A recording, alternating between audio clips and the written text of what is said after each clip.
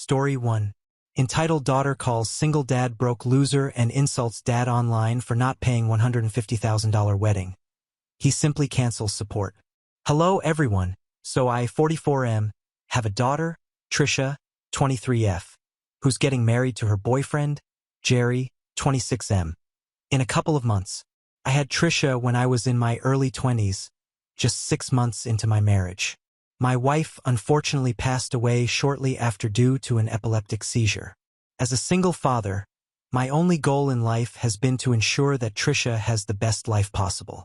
I threw myself into work after my wife's demise, like most people do. It was my sister who would take care of Trisha at home, and then I'd take over after work hours. I worked hard, got promoted, and all my money went into raising my daughter and giving her everything she wanted. So, needless to say, Trisha was spoiled, and I am completely responsible for that. I always assumed that I was doing it in her best interests and just gave her whatever she ever asked for because I could afford it. My sister advised me against it several times, but I didn't listen to her because my daughter was my weak spot. I couldn't say no to her. I've been warned that it would go wrong, and it finally backfired about a week ago when Trisha told me that she wanted me to pay for her wedding. She wanted an extremely fancy wedding. Her budget sat at somewhere around $150,000. There were a lot of guests, some people whom she didn't even know that well, but she wanted to invite them, several different kinds of food, and an exorbitantly priced venue. Not just that, but she wanted me to pay for a custom-made designer wedding gown and all her jewelry, as well as her bridesmaids. Now, I'm not a miser and I'm a pretty well-off man, but $150,000 was a bit too much even for me. I had my own business now, but spending that sort of money on a wedding would wreak havoc on my finances. So, with a heavy heart, I had to inform Trisha that I could not afford to pay for a wedding like that and she had to downscale or at least contribute to it herself. She seemed disappointed and asked me if I didn't have a wedding fund set aside for her. And I did, but that was just $75,000 for starters. I didn't expect her to believe that I'd pay for the entire wedding. The most I thought she'd asked me to pay for would be maybe the venue or the catering or maybe both, but not all the expenses. And secondly, I didn't expect her to get married so early, so I didn't have enough time to save for her wedding either. Besides, she and Jerry had only been together for a year, and they could wait for a while before they got married. And until then, I could put some more money together, or maybe they could also get better jobs and contribute to the wedding cost themselves. I explained all of this to her, but she didn't seem to understand and only threw a fit, then left my house angrily. She was mad at me because I'd said that I couldn't afford the wedding, but she knew that I could. I just didn't want to spend that amount of money on something like a wedding. She accused me of being selfish and said that I wouldn't think twice if this was some business deal. I didn't know how to explain to her that those were two entirely different things, so I let that go. I felt bad about it and decided after a while that I was going to take out a personal loan so that I'd be able to pay for her wedding and spoke to one of my banker friends immediately about it. I could always just repay it gradually over time, so I didn't think it was a big deal. She didn't talk to me for the next 2 days, and I decided that I'd only reach out to her once I'd finalized the loan. However, she made a scathing Facebook post on the 3rd day and referred to me as a broke loser in it. She accused me of being selfish and only focusing on my work, never being there for her as a kid, and even implied that her mother probably passed away because of my negligence, which was a really nasty thing to say. Then she said that I was a selfish workaholic who couldn't think of anything apart from myself and my business. But in spite of that, I was still somehow a broke loser. It was a slap on the face, and I blocked her immediately after that post. I didn't even touch my phone or log into any of my social media for a couple of hours after that. I was completely Mia, so my sister decided to pay me a visit out of concern. And when she came by, I ended up breaking down in front of her. The things that Trisha had said cut deep, and I was pretty depressed for that day and also the next couple of days. I didn't speak to anybody outside of work and could barely even bring myself to get out of bed for the next couple of days. So my sister stayed with me and took care of me. She'd also spoken to Trisha and made her take that post down. But it didn't matter anymore because now I knew exactly what my daughter thought of me, and it broke my heart. I couldn't think of a single thing that I wanted to say to her, so I just didn't speak to her, and I only unblocked her yesterday when I was finally feeling a little better. My sister had already given Trisha an earful, but I couldn't let this go until I spoke to her myself. I already canceled the loan, and this is going to be terrible, but I really wanted to hurt my daughter emotionally because she'd done the same to me. I know that she's my daughter and I shouldn't say or feel things like this, but I just really wanted her to know how I felt, and I wanted her to feel what I felt, to be more precise. So, I unblocked her and decided to wait for her to call, and she finally did call me last evening. She started by apologizing and told me that she was just really angry and ended up saying a lot of things that she didn't mean because she was disappointed that she couldn't have the wedding of her dreams. Even while she was apologizing, she didn't sound very genuine or apologetic. She just sounded annoyed, and I felt more agitated when I heard her speaking in that tone. So, I stopped her apology then and there and told her what I'd been planning to do with the loan and the surprise that I'd been keeping from her. She sounded thrilled for a moment until I told her that I'd canceled it after her post and now I wouldn't be covering any of the wedding expenses. So she could find a way to pay for it herself since she was so independent and I was so selfish.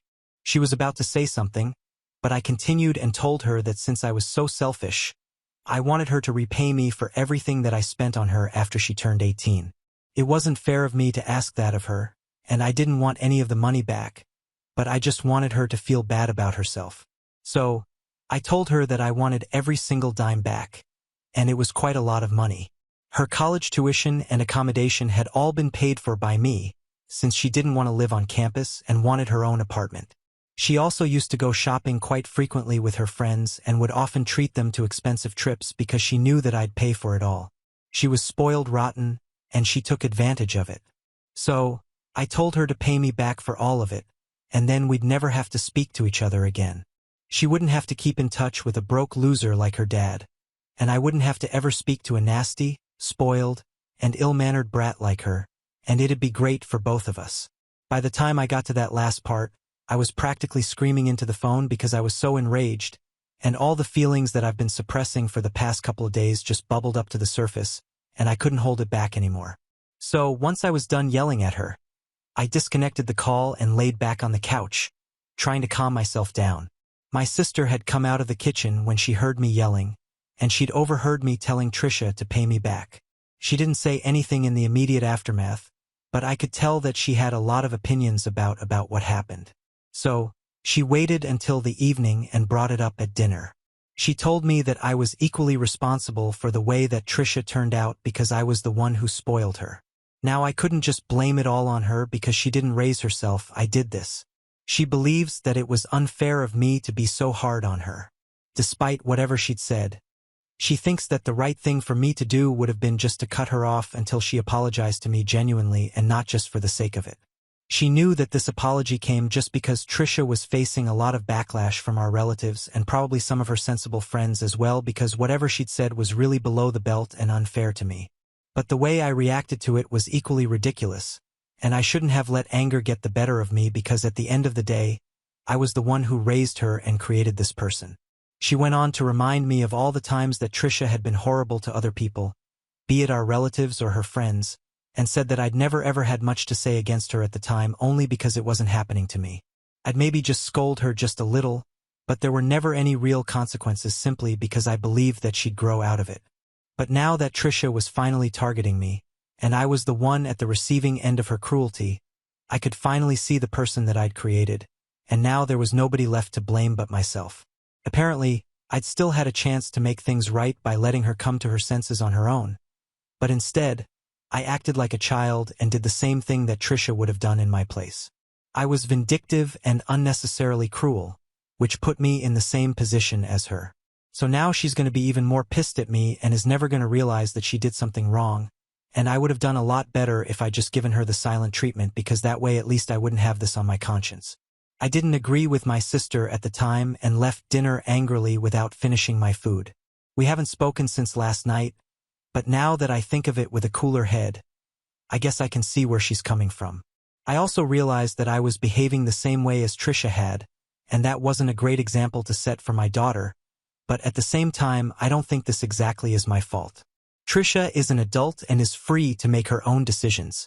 I didn't teach them to act this way, I just didn't teach her not to either. I'm just confused about whether I'm the one at fault here or not. So IDA for allegedly spoiling my daughter. Date 1. Hi everybody, I realized my mistake and I have apologized to my sister, especially since she's the only person looking out for me right now, and I can't afford to have her turn her back on me. also because she's right, and I guess I just didn't want to admit it because then I'd have to acknowledge my own failure as a father. I guess I never really took it seriously when Trisha would act out and be horrible to other people because I didn't want to reprimand her. I was a little too soft on her, and now that's backfired on me because she's just a straight-up bad person. I haven't spoken to her since that phone call, and neither has she tried to reach out to me. I guess that's how it's going to be for a while now because what she said was incredibly disrespectful and hurtful, so I'm definitely not going to talk to her unless she apologizes to me sincerely and honestly. I don't see us ever reconciling in the future. Update 2. My sister believes that this should have been my approach right from the beginning, as soon as she made that post, and I agree because that phone call didn't make me any better. If anything, it just made me realize that I'd failed as a father. I wanted to raise a daughter who would never have to feel bad about not having a mother, and maybe that's why I went a little overboard in trying to spoil her and making sure that she had everything that she wanted. I was overcompensating, and in doing so, I guess I fell kind of behind in actually being a father and disciplining her when I needed to. I just could never bring myself to scold her or punish her, which are equally important aspects of being a parent. So, in a way, maybe it wasn't that wrong either. I had been selfish, and because of my selfishness, now both Trisha and I were suffering. I feel bad about everything, but what's done is done now. I obviously don't want any money back from Trisha, and I don't think she's going to return it to me either. I don't regret saying it to her. I do think it was important for me to get it out of my system, but I guess I could have been gentler. I don't owe her any apology, so I'm just going to continue not speaking to her. If she apologizes to me, then that's a different story, but that hasn't happened yet, so I don't know. Update 3. I just received a payment of $22,000 from Trisha. It's been about 4 days since my last update, and we haven't spoken to each other at all in these couple of days. So I don't know what this is about. I told my sister about it, and she thinks that this probably has something to do with me telling her to repay everything that I've done for her in the past couple of years ever since she became an adult, and I guess that's probably what this is about as well. But I just found it a little off-putting that she just decided to send me money without even saying anything first. So I sent that money right back. I don't want it and I don't need it. What I wanted was an apology, but I'm not going to receive one, so I don't need her money either. She hasn't sent it back yet. I don't know what's going to happen now. A few hours have passed since I posted here, and just a couple of minutes after I made that update, Trisha called me and informed me very coldly that she was just doing what I had asked her to, and she wanted me not to make things more difficult than they already were and just accept the money without making such a huge fuss about it. I told her that I didn't want her money, and I was just trying to make her feel just as bad as she made me feel when I was talking to her on the phone the other day. She could keep her money. I really didn't want it, but she argued with me and told me that after the way I'd insulted her on the call, she didn't feel comfortable owing me money anymore. So, I used that same logic and told her that after that Facebook post where she called me a selfish broke loser, I also didn't feel comfortable taking back money from her because that would just reinforce what she already believed about me. We were in a deadlock, and after a few seconds of silence, she just sighed and told me that she didn't know what I wanted her to say anymore, and that she was just exhausted from dealing with my weird behavior. I just repeated the same words back to her because that's exactly how I felt about this as well, and once again we were silent for a couple of more seconds, after which Trisha told me that she was ready to talk to me if I wanted to have a genuine discussion about our problems, but otherwise if I just continued to act like this, then she couldn't see us ever sorting things out. So, I told her that I didn't want a discussion. The only thing that I wanted was an apology, and if she was ready to apologize we could talk, or else I had nothing to say to her. Then I disconnected the call and that was it. She didn't say anything, and neither did she text me. I've said whatever I had to say, and now the ball is in her court. Update 4. Hey guys. So it's been a couple of days since I posted here. I still haven't heard from Trisha, but Jerry posted about their breakup on social media. I didn't find out myself, but my sister was the one who told me since she keeps in touch with our other relatives, and they were the ones who saw that post as Trisha had been tagged in it. Apparently it was mutual, or at least that's what they're telling everybody, but I don't buy it.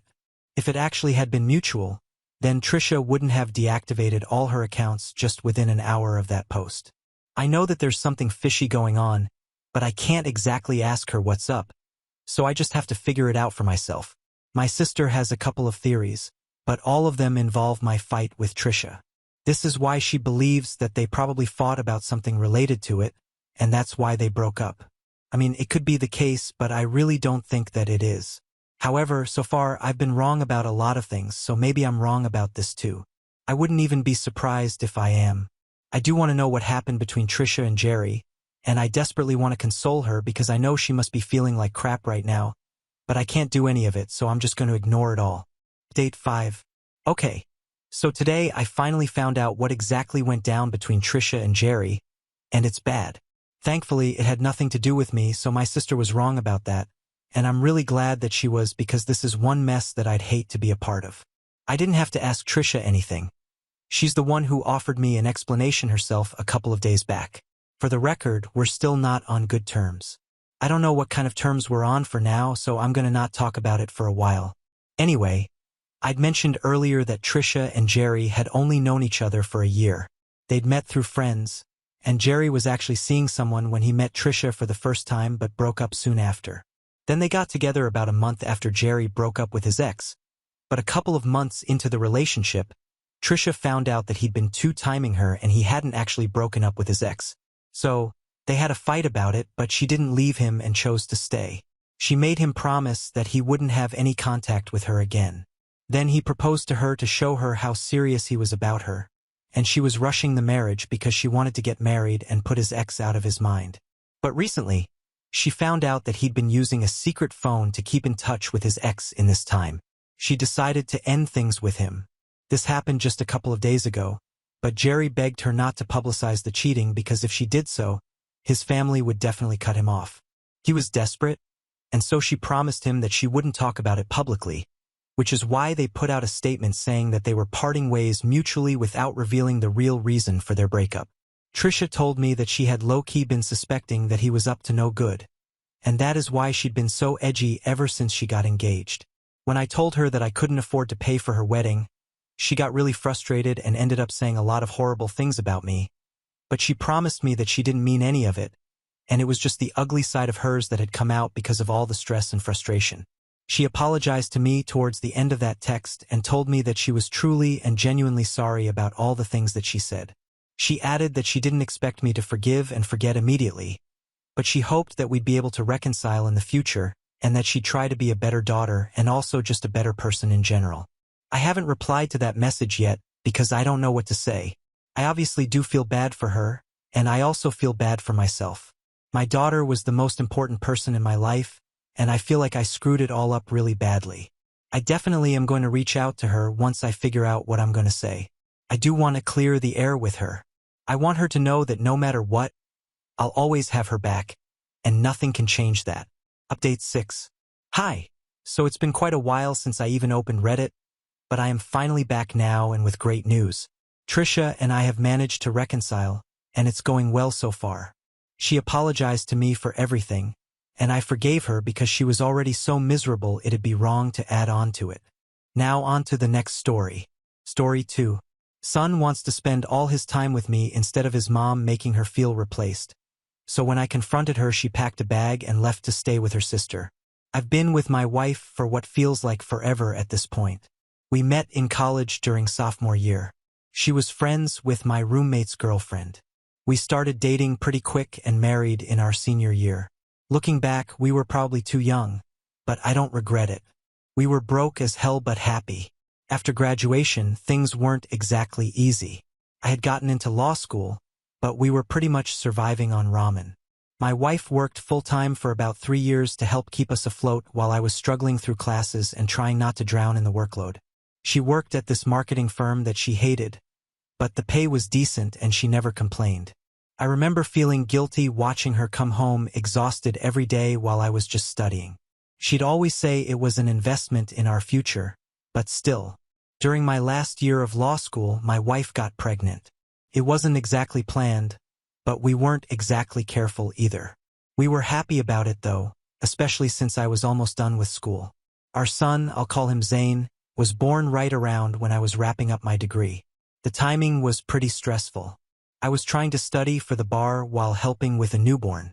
I probably wasn't as present as I should have been, but somehow we made it work. After graduation and passing the bar, barely if I'm being honest, I managed to land a job at a firm in NYC. The pay was good, I was making six figures right out of the gate, which felt insane after being broke students for so long. We moved from our shitty one-bedroom to a decent apartment in a better neighborhood. With the new job, my wife asked if she could stay home with Zane. She really wanted to be there for him, and honestly the child care costs in NYC are ridiculous anyway. I told her I was fine with it and that I'd handle the finances. This arrangement worked well for us for a long time. I'm not going to pretend it was perfect. I was working crazy hours.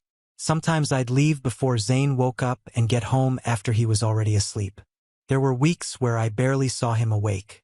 It sucked not seeing my kid much, but the bills were paid, the house was always clean, and there was always food ready when I got home.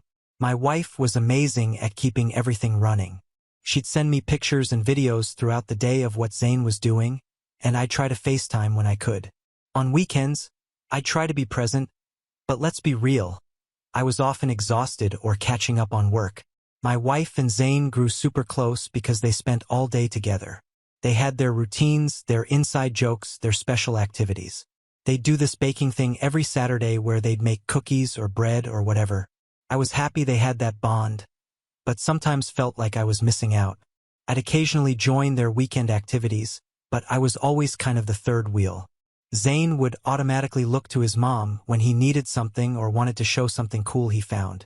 I don't want to make it sound like I was completely absent. I coached his t-ball team one season, though I missed half the games because of work, and I always made his birthday parties and school events a priority. But the day-to-day stuff, that was all my wife. Then COVID hit and everything changed like overnight. My firm, like most places, switched to remote work. Suddenly I was home all the time. I set up an office in the spare room, and for the first time in forever, I was actually around during the day. First, it was amazing for all of us. Zane, who was older by then, would bring his toys into my office and hang out while I worked. He'd sit on the floor with his Legos or play his games, and we could actually talk throughout the day. I found out all these things about him that I never knew, like he was really into these fantasy books that I had no idea about. It was like I was finally getting to know this kid that I'd helped create but never really knew. My wife seemed happy about it too. She'd join us sometimes, and it felt like we were finally getting to be a real family unit. She seemed relieved to have another adult around during the day, and would often pop in to chat or bring us snacks. We'd have lunch together every day, which was a nice break. The first few months were kind of a honeymoon period. We were all adjusting to the new normal, and there was this sense of we're all in this together that made the whole lockdown thing bearable. Zane was doing school online, which was a nightmare, but we managed.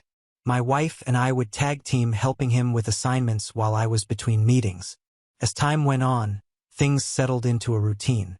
The firm kept the remote work option even after things started going back to normal, so I stayed home. Why wouldn't I? I was getting to know my kid, saving time on commuting, and still getting my work done. Zane kept coming into my office to hang out, play on his Switch, or even do his schoolwork. He'd ask me questions about stuff, show me things he was working on, and we'd chat about random throughout the day. I started teaching him chess, which he picked up quickly. We'd play a game during my lunch break sometimes. He also got interested in some of my old college textbooks, weird kid, and would ask me to explain things to him. I'm not gonna lie, it felt good having him look up to me and want to learn from me. I started noticing that my wife wasn't joining us as much. She'd be in another room watching TV or doing her own thing. I didn't think much of it at first. Figured maybe she was enjoying some alone time after years of being with Zane 24/7, or maybe she was just giving us space to bond. Either way, I didn't see it as a problem. This went on for quite a while, Zane and I getting closer, my wife seeming more distant. Looking back, there were probably signs that something was bothering her. She'd make comments like, "You two seem to be having fun," in a tone that I couldn't quite read, or she'd suggest activities that would pull Zane away from my office, only for him to come back an hour later. So a few nights back, after Zane went to bed, I asked her if everything was okay. I wasn't expecting what happened next. She completely blew up at me, which was shocking because she's never been the type to yell. Like in over a decade of marriage, I can count on one hand the number of times I've heard her raise her voice. She started accusing me of stealing Zane from her. She said it used to be the two of them laughing and having fun together all day, but now all he wants to do is be near my office. She said I was trying to emotionally steal her son from her, and that I had swooped in after she'd done all the hard work of raising him. I was completely blindsided. I told her that Zane was my kid too, and that now we could all spend time together as a family. I tried to explain that I missed out on so much of his life already because of work and I was just trying to make up for lost time. This just made her more upset. She said something about how I got to be the fun dad who plays games and teaches cool stuff while she spent years being the one who had to enforce rules and deal with tantrums and doctor appointments and all the hard parts of parenting. She kept saying her son, which really pissed me off, and I reminded her again that he was my son too, and I had just as much right to spend time with him. That's when she started crying, and then suddenly she was packing an overnight bag saying she needed space. She went to stay with her sister who lives about 30 minutes away. I was left standing there wondering what just happened and how a simple conversation went so wrong so fast. It's been several days since she left. Her texts have been really cold and basically amount to her asking me to go back to working at the office. She's saying things like, "I think it would be best for our family if things went back to how they were before. I don't want to do that. I like working from home. I like being able to see my kid growing up. I don't think I should have to go back to missing his childhood just because my wife is feeling whatever she's feeling. Zane has been asking where mom is, and I've just been telling him that she's helping his aunt with some stuff and will be back soon. I don't want to worry him or make him feel like he's somehow the cause of all this."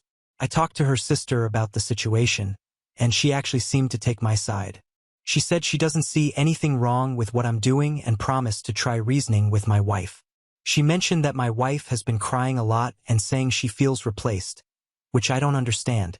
How am I replacing her? I'm just being a dad. I also mentioned this to a buddy of mine over beers, and he actually asked if it was possible Zane wasn't my kid and that's why my wife was freaking out seeing us bonding. He said maybe she was worried Zane would start looking or acting like me and she'd be caught in a lie or something. I told him that was, first off, my wife has never given me any reason to doubt her. Not even when we were dating, but also I'm a lawyer and I've seen enough family drama to be cautious. We did a paternity test when he was born, which she was fine with.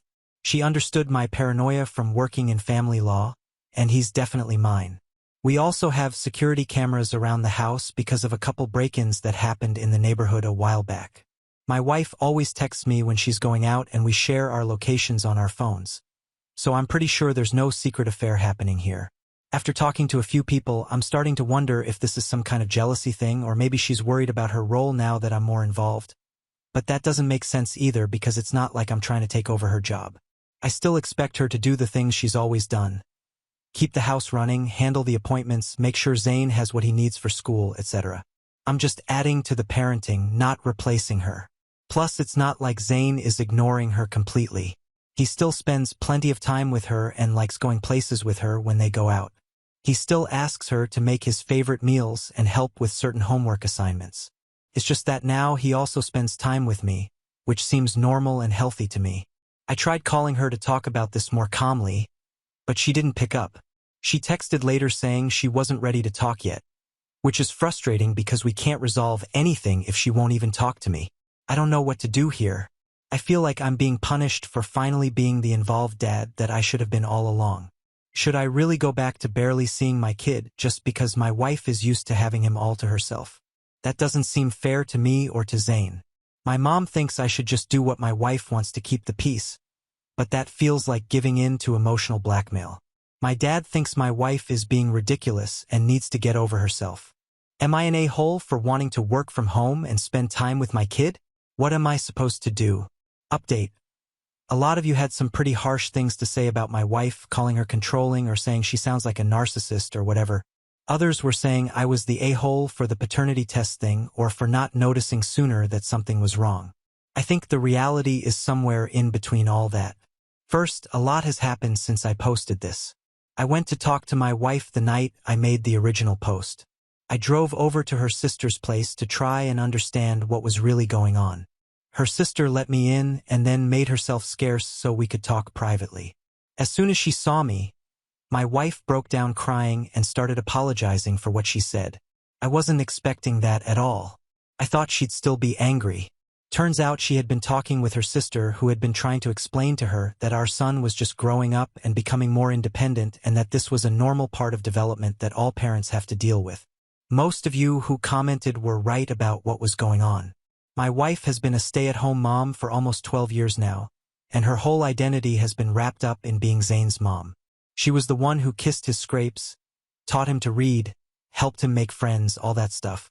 Now that he's getting older and starting to do his own thing, she's feeling lost and doesn't know what her purpose is anymore. When I asked her what specifically triggered the big blow-up, she explained that there were a few things that happened all at once. Zane had told her he wanted to stop doing their weekly baking Saturdays together. Apparently, he wanted to start watching college football with me instead. I didn't even know this. He hadn't mentioned it to me yet. Also, his school is asking kids to think about extracurriculars for next year, and while my wife wanted him to take the cooking program the school offers, Zane told her he wants to play football instead. I should mention that my office has a bunch of my old football stuff in it. I played in high school, wasn't that good honestly, just a backup, but I've got some trophies and my state championship ring that Zane likes to look at. My brother played too, and my dad, so it's kind of a family thing. I didn't realize Zane was paying that much attention to it. I mean, the stuff's just been sitting on a shelf forever, basically.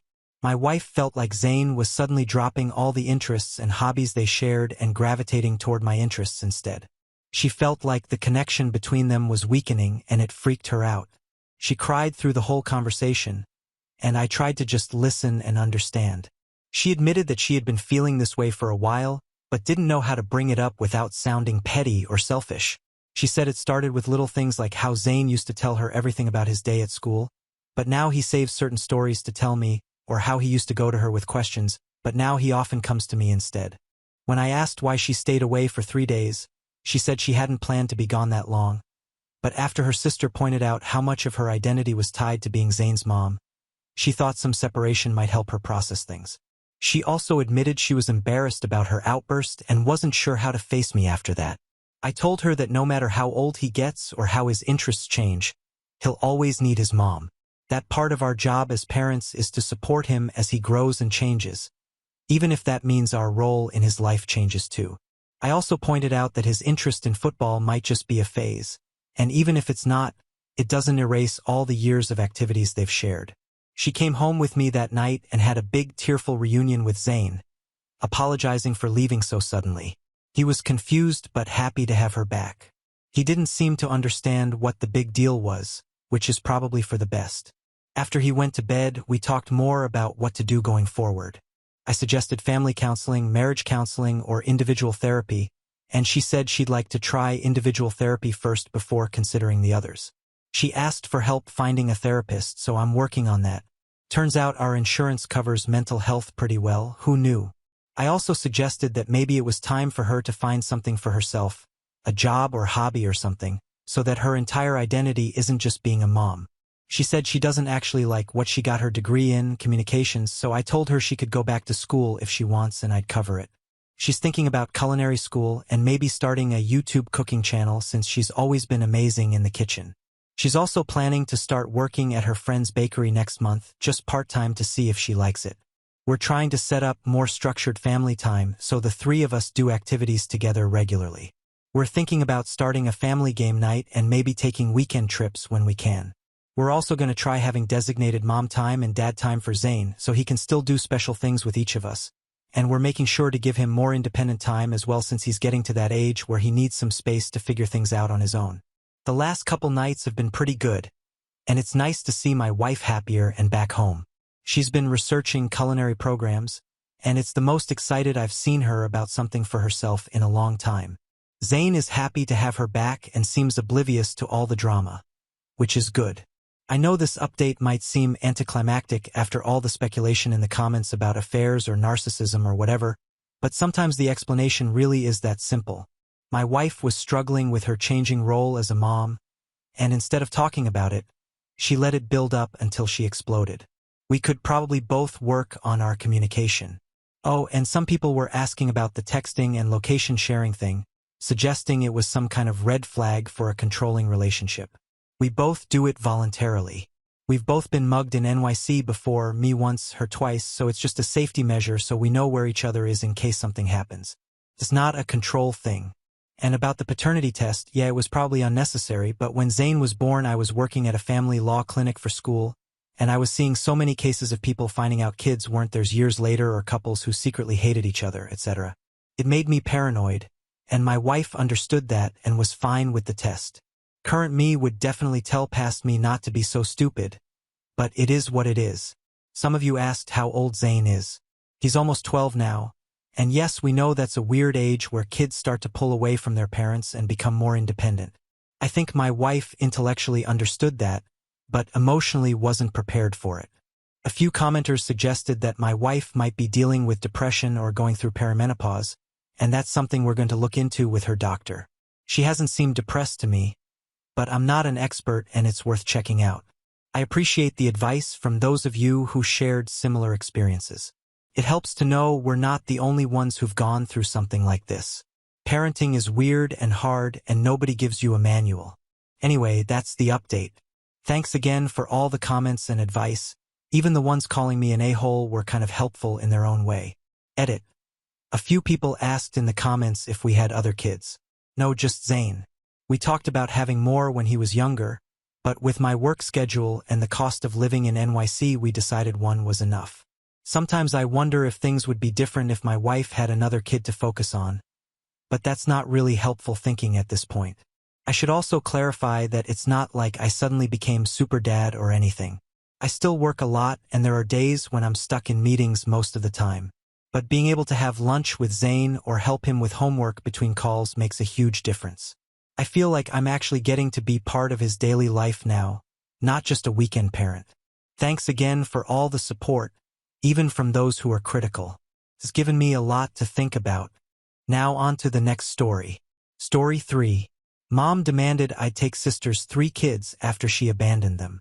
When I refused, she showed up at my door screaming, blaming me for all their problems, and called me a disgrace.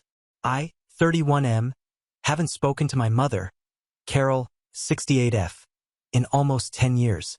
My father, Robert, passed away 12 years ago from a sudden heart attack. It was a shock to all of us, but especially to my mother. The cutoff with my mother, though, happened a couple of years after that, after a huge argument. The core of the problem was, and always has been, my younger sister, Brenda, 35F. Brenda had a baby young at 22. I was 18 at the time and just starting my own small landscaping gig after working for someone else for a few years. It was tough going at first. I poured all my savings into it. Brenda called me one day asking for a significant loan. She needed a car, she said. She had a part-time job at a diner a few towns over, and she needed a reliable way to get there and to take the baby, Lily, to doctor appointments. The amount she asked for was almost everything I had left in my emergency fund. I just sunk a huge chunk of cash into buying a used truck and some new equipment, a commercial-grade mower and a leaf blower. I explained all this to Brenda. I told her I simply couldn't afford it. I was barely scraping by myself.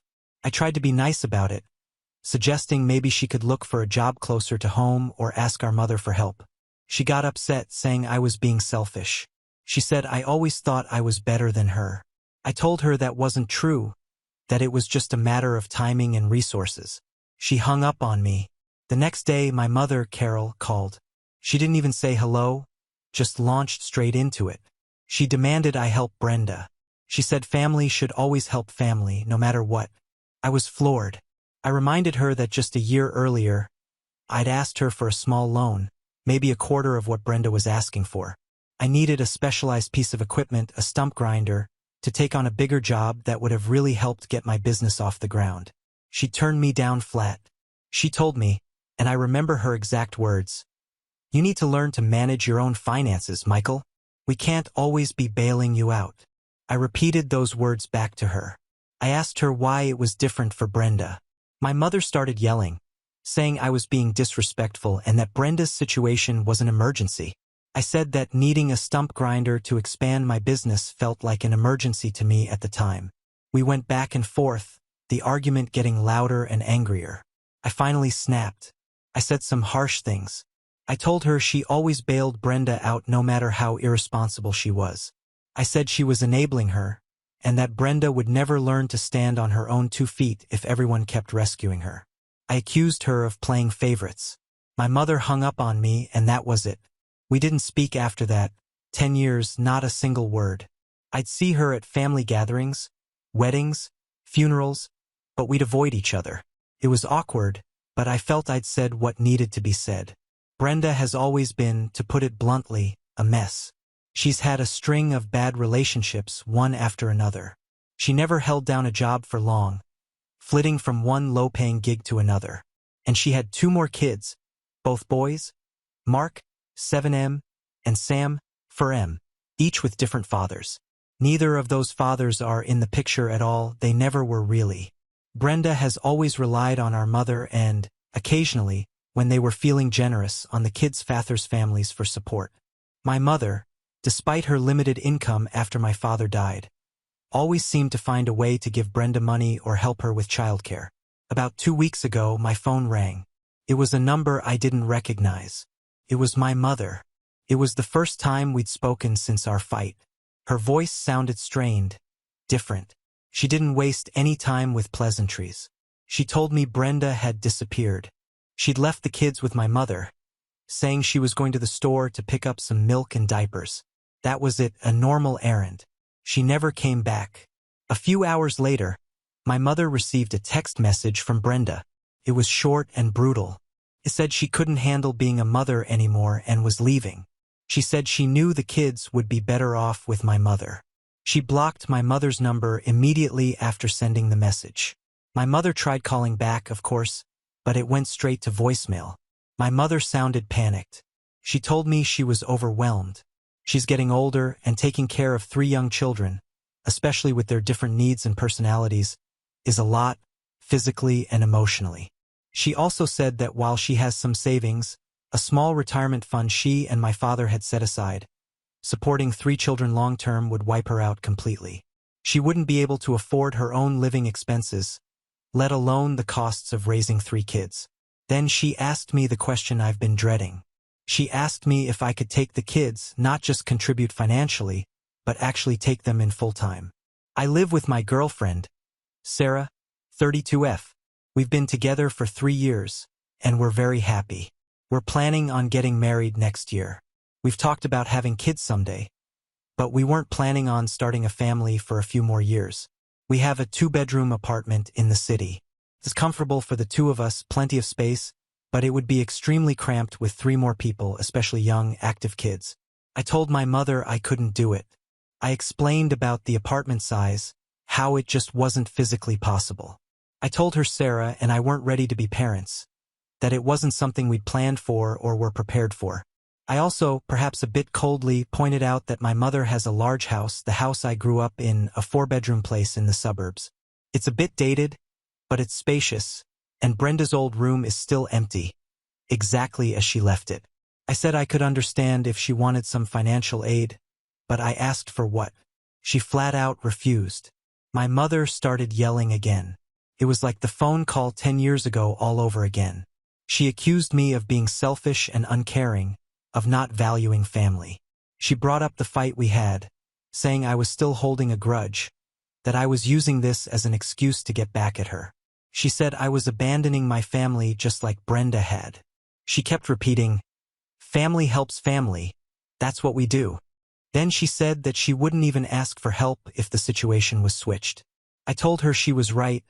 I would have no other choice than calling Child Protective Services. I then hung up. Now my mother has been calling my aunts and uncles, her siblings, and my cousins, telling them I refuse to help. I've received several calls and text messages from relatives, people I haven't spoken to in years, telling me I need to step up and take responsibility. They're saying I'm being heartless, that I'm turning my back on my own flesh and blood. Update 1. Okay, I've read through some of the comments and I want to clarify a few things. A lot of people seem to be asking similar questions. First, about my relationship with Brenda. Like I said in the original post, we were never close. Even when we were kids, she was always getting into trouble, skipping school, sneaking out, arguing with our parents. I was the opposite. I was the good kid, the quiet one who stayed out of the way, got good grades, and did what I was told. We just didn't have much in common. We didn't have any shared hobbies or interests. I remember one time I tried to teach her how to play chess. I thought it would be a fun way to bond. She got bored after 5 minutes and started throwing the chess pieces around the room. That was pretty much the story of our relationship. I haven't seen her or the kids in years. Not since before the falling out with my mother. I sent Christmas cards with gift cards inside for the kids for a couple of years after the big fight, thinking it was a way to stay somewhat connected, but I stopped after I never received a thank you, not even a text message. Second, a lot of people are asking why my mother hasn't contacted the police about Brenda's disappearance. She refuses to. She says she doesn't want to get Brenda into trouble. She keeps saying Brenda is just being Brenda, that she's probably just overwhelmed and will come back when she's ready. I think she's in denial. I pointed out to her during that initial phone call that Brenda might be in danger, that something bad might have happened to her. My mother just brushed it off, saying Brenda was a grown woman and could take care of herself. Third, and this is a big one, I did call Child Protective Services myself after a long talk with Sarah. I reported Brenda's disappearance and the fact that the children were with my mother. I didn't mention my refusal to take them in. I just gave them the facts. Brenda's name, the kids' names and ages, my mother's address, and the date Brenda disappeared. They said they would do a welfare check to make sure the kids were safe and being cared for. I haven't heard anything back from them since. Sarah and I have talked a lot about this, obviously. There's been a huge stress on both of us. She's been incredibly supportive. She agrees that taking in the kids isn't feasible for us right now, not with our living situation and our plans for the future. She did suggest that we could offer some limited financial help, maybe set up a monthly payment to help with groceries or the kids' clothes, something like that, but that's the extent of what we feel we can do. I've blocked my mother's number and the numbers of all the relatives who were harassing me with calls and texts. It's been quiet since then. Update 2. So, it's been about 2 weeks since my last update, and things have escalated.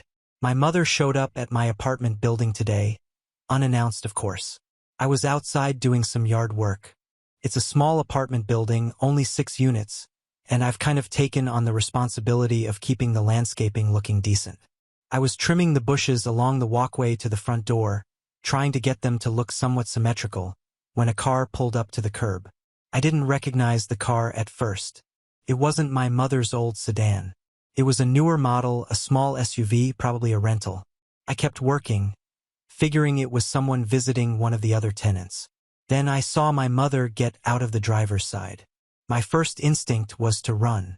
I literally started walking quickly towards the front door of the building, hoping to get inside and lock the door before she could reach me. She called my name. "Michael, stop right there. We need to talk." Her voice was loud, sharp, the same tone she used to use when I was a kid and had done something wrong. I paused at the door, my hand on the doorknob, and turned to face her. I didn't say anything, just looked at her. I told her, keeping my voice as level as possible, that I wasn't going to change my mind about taking the kids. I told her she should just go home, that this wasn't going to accomplish anything. She didn't even acknowledge what I said about the kids. Instead, she started talking about our relationship, about how things had been between us since my father died, and even before that.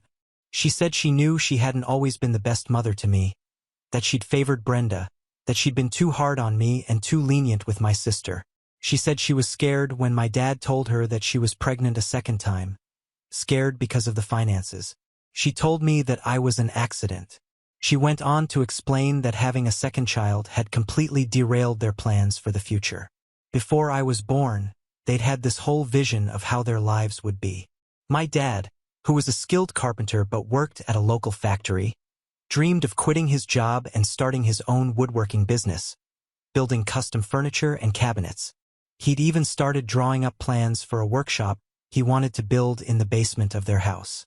My mother, she said, had always wanted to be a stay-at-home mom, to grow a big garden, raise chickens, and can her own vegetables. But when she got pregnant with me unexpectedly, they realized that their dream was financially impossible. A new baby, me, another mouth to feed, another bedroom needed in the house, and less money coming in if my dad quit his steady job. New businesses, especially something like woodworking, take time to become profitable. He couldn't take that kind of risk with a second child on the way. So they shelved their plans. My dad stayed at the factory, working long hours at a job he increasingly disliked. My mother, instead of staying home, took on part-time work cleaning houses and doing odd jobs to help make ends meet. She said they both felt trapped, resentful, she admitted, and this was the hardest part to hear, that they both subconsciously started to resent me for it. She said it wasn't my fault, that I was just a baby, but that the feeling was there nonetheless. She said that's why she'd always been harder on me, why she'd always seemed to favor Brenda. Brenda represented the life they'd planned, the life they thought they were going to have. I represented the life they ended up with, the life they felt they'd been forced into. She apologized. She said she was sorry for not being the mother I needed, for not giving me the love and support I deserved. She said she'd carried this guilt around with her for years, and that it had only gotten worse after my father died. I stood there listening to all of this, completely stunned. I didn't know what to say. It was a lot to take in. I literally had to sit down on the steps leading up to the building entrance, my legs feeling weak. I'd always suspected, deep down, that I wasn't a wanted child, that my parents had preferred Brenda. The age gap between us always seemed significant. After a few minutes of silence, just sitting there trying to process everything, I finally spoke. I told her I needed time. I told her I appreciated her honesty, but that I needed time to think about everything she'd said. I asked her to leave. She didn't argue. She just nodded and walked back to the car. She didn't say anything else. I went inside, straight to my apartment, and told Sarah everything. Update 3.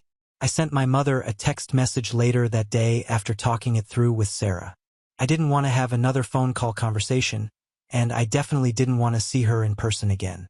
I needed to put my thoughts down in writing to make sure I said exactly what I wanted to say. Here's what I sent. Mom, thank you for coming by today and talking to me. I appreciate you explaining things and being honest about why you treated me the way you did. I understand you had your own reasons, but it doesn't change what happened. It doesn't change the fact that I grew up feeling like I was second best, like I was a burden. I can't just forget years of feeling like I wasn't good enough, like I wasn't loved as much as Brenda. I know you're in a tough situation with Brenda's kids right now, and I feel for you, I really do, but I still can't take them in. I'm not ready for that kind of responsibility, and it wouldn't be fair to them or to Sarah and me. We have our own lives, our own plans. I need some space to process everything you told me today. There's a lot to unpack. Please don't contact me again for a while. I'll reach out when and if I'm ready. I didn't get a reply, not a word, which honestly was what I expected. Update 4. It's been a week since I sent the text message to my mother. She hasn't tried to call, text, or show up at my apartment again. I honestly thought she would. This evening, Sarah and I were cleaning up after dinner. We were just finishing up putting the leftovers in the refrigerator and loading the dishwasher when there was a loud, insistent banging on the door. It was my mother. She looked furious. She didn't wait for me to say anything. She just started talking, her voice raised and shaking. I told her, trying to remain calm, that I wasn't going to talk to her. I reminded her of the text message I'd sent, how I'd asked for space, how I'd said I would reach out when I was ready. My mother said she'd read the text message multiple times, that she'd thought about it all week, and that she decided I was being completely unreasonable. She said she'd apologized, that she'd explained everything, and that should be enough. She accused me of being selfish, of only thinking about myself and my own feelings. She said my father had worked his fingers to the bone at a job he hated, a job that had ultimately contributed to his early death, all because of me, because I'd come along and ruined their plans. She said I owed them, that I owed her for all the sacrifices they'd made. She brought up Brenda again, saying that at least Brenda had a reason for abandoning her children, that she was overwhelmed and struggling. She asked me, her voice dripping with sarcasm, what my excuse was. What possible reason could I have for refusing to help my own family? My mother kept going. She said I was a cold and heartless person, that I'd always been that way, even as a child. She said the text message I'd sent was ridiculous, insulting, and that she wasn't going to respect my stupid request for space. She said she was here to get this sorted out once and for all, that she wasn't leaving until I agreed to take the kids.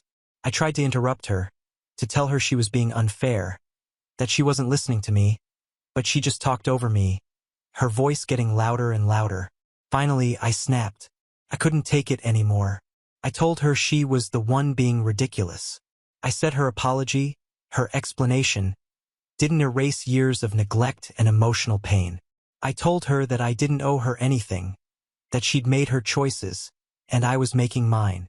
I said that if she'd respected my request for space, if she'd given me time to process everything, maybe we could have talked things through eventually, calmly and rationally, but that she'd ruined any chance of that happening by showing up here and attacking me. I reminded her that I had been very polite. I told her she had no right to dictate how I should react, how I should feel.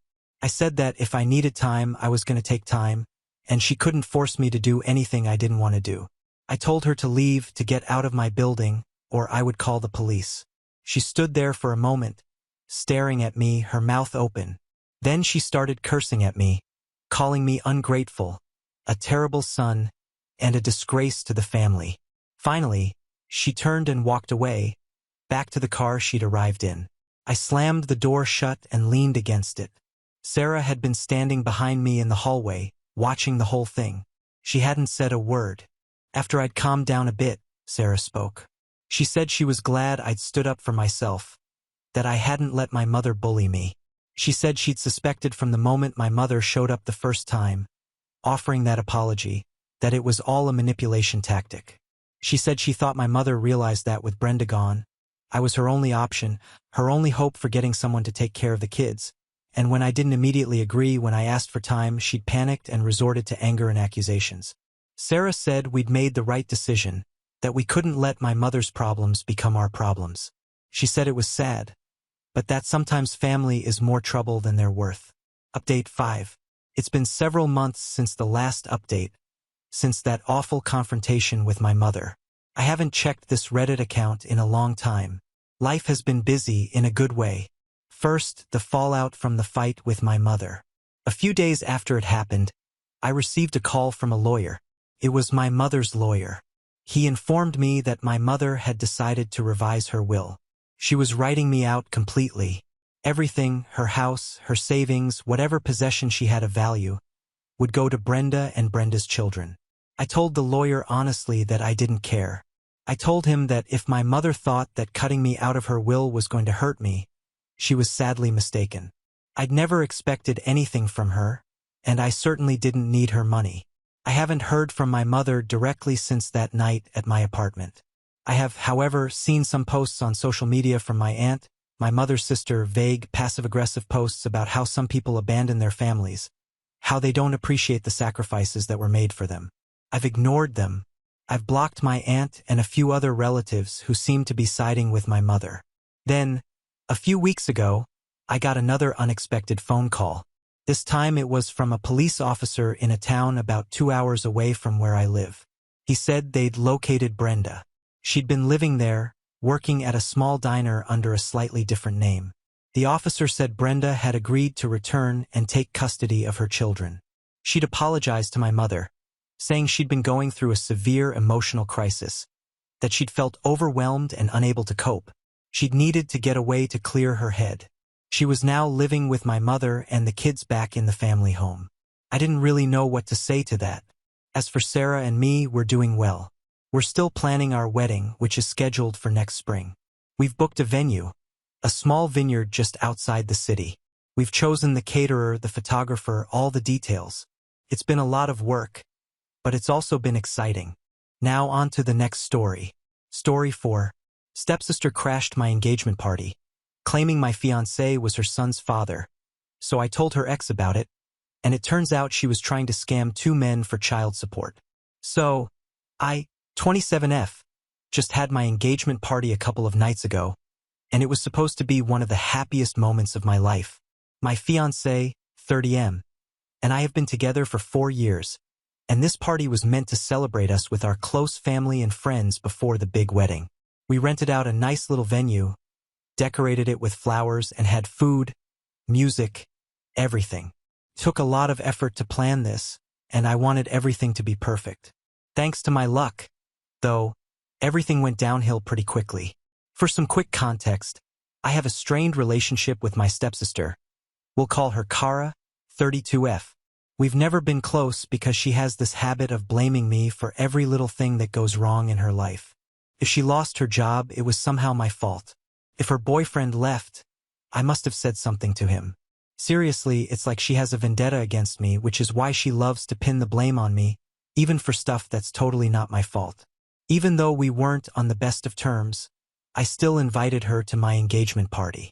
I wanted to be the bigger person and try to smooth things over, at least for the sake of our parents, but Kara told me she wouldn't be able to make it because she had other plans. Fine, no big deal. I wasn't surprised, though. The night of the party started off great. All our friends, family, and coworkers showed up. Everything was going perfectly, and everyone was having a good time. That is, until about 2 hours into the party, Kara decided to make her grand entrance. Then she quite literally threw the doors open and held my nephew, 5M, up at her shoulder level with him facing us, like she was trying to make a statement. Everyone stopped what they were doing and just stared at her. My heart dropped to my stomach, and I knew instantly that things were going to go south. I tried to ease into a greeting with her and hoped to maybe pull her aside and talk to her in private. So I walked up to greet her, but before I could say anything, she pushed past me, nephew still in hand, and went straight to the front of the room. She grabbed the mic and told everyone she had something to say. She then launched into this long, dramatic speech about how I had stolen her baby daddy.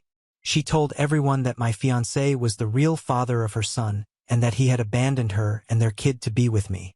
She claimed that they had been together when we first started dating, and I swooped in and ruined their relationship. I stood there frozen. I mean, how does one even react to something like that? I was doing my best to process what she was saying, while everyone just stared at me and my fiancé. And that wasn't even the end of her speech. She then pulled out her phone and started showing people texts that she claimed were from my fiancé. She said that they had been talking around the time I met him. Then she held up a folded piece of paper, which she said was a paternity test. She said the test proved that my fiancé was the father of her child, and she was only bringing it to light now because she was tired of living a lie and letting us play house. The whole room was dead silent. I couldn't believe what I was hearing. I mean, the paternity test she waved around looked legit, but it made no sense. My fiancé had never mentioned anything about her or a kid. Not to mention, I have no idea how she could have possibly managed to get DNA from my fiancé when, as far as I was concerned, they barely met twice.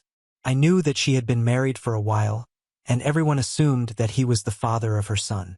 Why would she wait 5 years to bring the true paternity of her son up? And why did she need to do it at my engagement party? I know she's had a history of blaming me for everything wrong in her life, but she's never embarrassed me to this extent before. Still, since my fiancé and I were the hosts of the party, I decided to stay as calm as I could. She continued after that and said that I knew all along that they were together and that I didn't care. She called me manipulative and selfish. She said that I was a backstabber who stole her only chance at happiness. It was wild. Then she started making even crazier claims about other horrible things I'd supposedly done to her. She talked about stuff like how I had spread rumors about her at her job to get her fired, and how I forced my fiancé to leave her by blackmailing him. None of it made sense, but she kept talking, and as I looked around the room, it was clear some people at the party were starting to believe her. At that point, I had enough. I told her as calmly as I could that none of what she was saying was true. I explained to everyone that she was bitter and upset because her life hadn't gone the way she wanted, and she was trying to blame me for her problems, just like she always did. I said I didn't appreciate her coming to my engagement party and causing a scene. When she kept interrupting and throwing more accusations at me, I finally asked her to leave. By that point, the whole vibe of the party was completely ruined, and honestly, I was too upset to keep it going.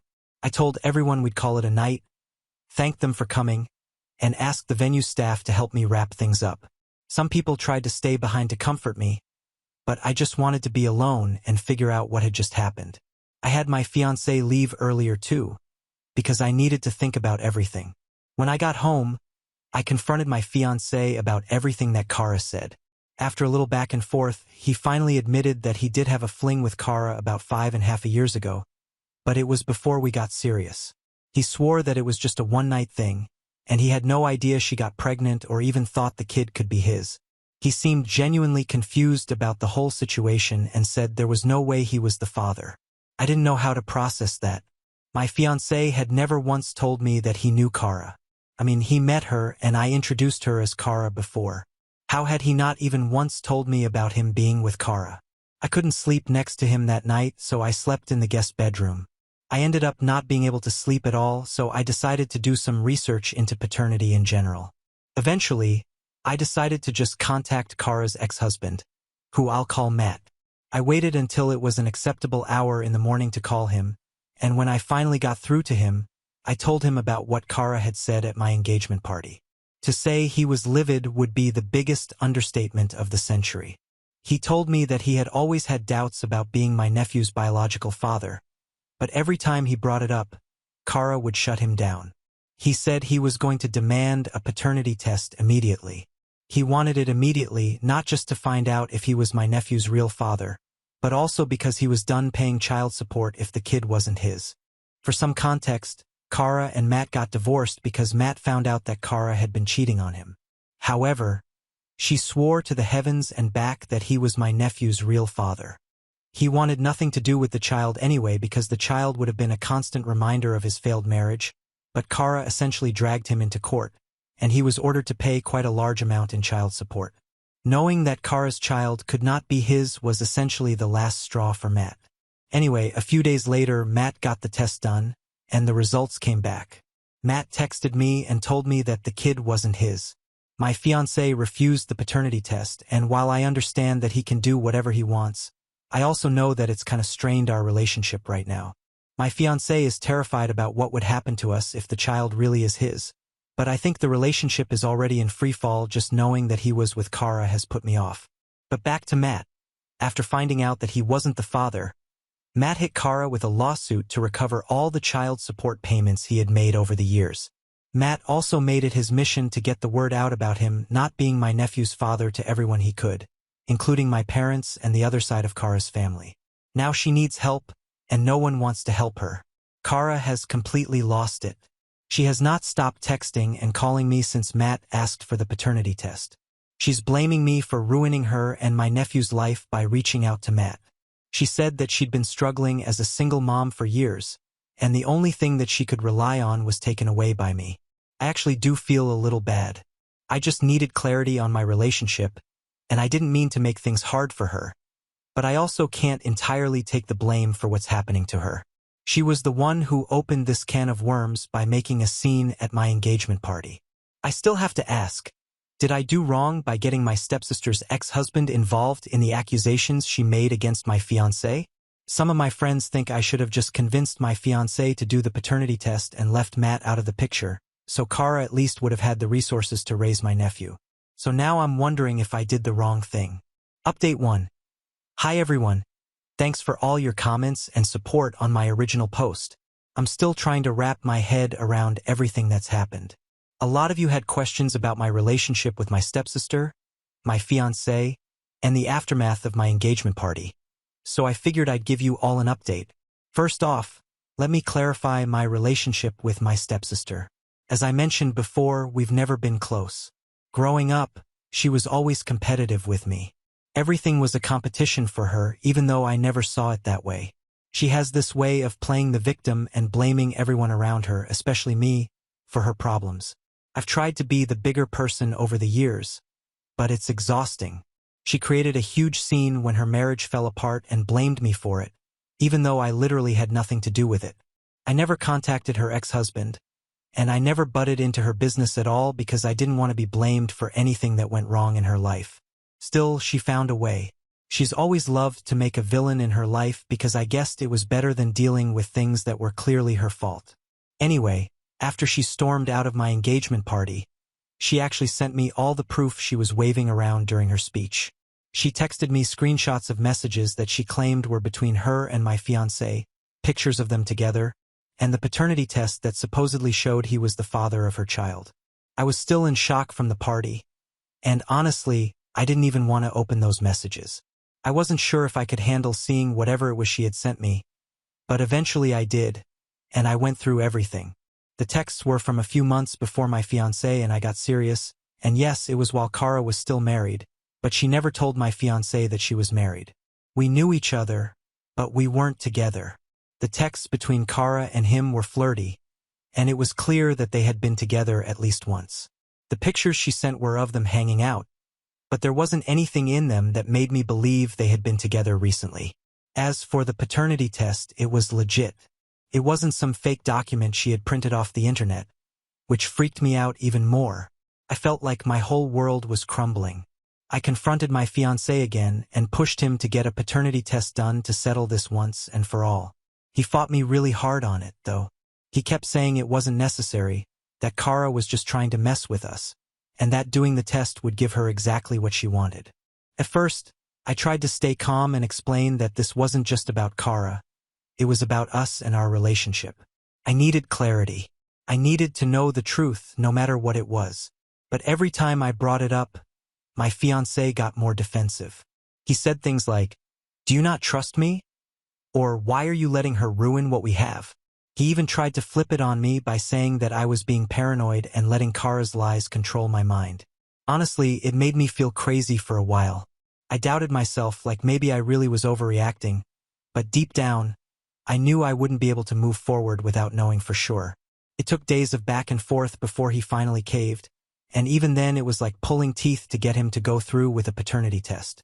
We had a huge argument right before we went to the clinic. He kept saying it was a waste of time and that I was being unfair by putting him in the situation. He acted like I was the one breaking our trust by asking for the test. It hurt more than I can describe, but all I could think about was why he was more worried about if he was really my nephew's biological father over saving our relationship.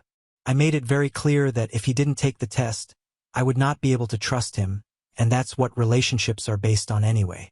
We finally got the test done, and waiting for the results was pure agony. I couldn't eat, I couldn't sleep. It felt like my whole life was hanging in the balance. When the results came back, they confirmed that my fiancé is the father of Kara's son. I can't even describe the feeling I had when I saw those results. It was like the ground disappeared beneath my feet. I was devastated. My entire relationship with my fiancé suddenly felt like a lie, and I didn't know what to do. I couldn't stay in the same house with him after that. I packed a few bags and went to stay with a friend. I'm still here now, trying to figure out my next steps. My fiancé has been texting and calling me nonstop.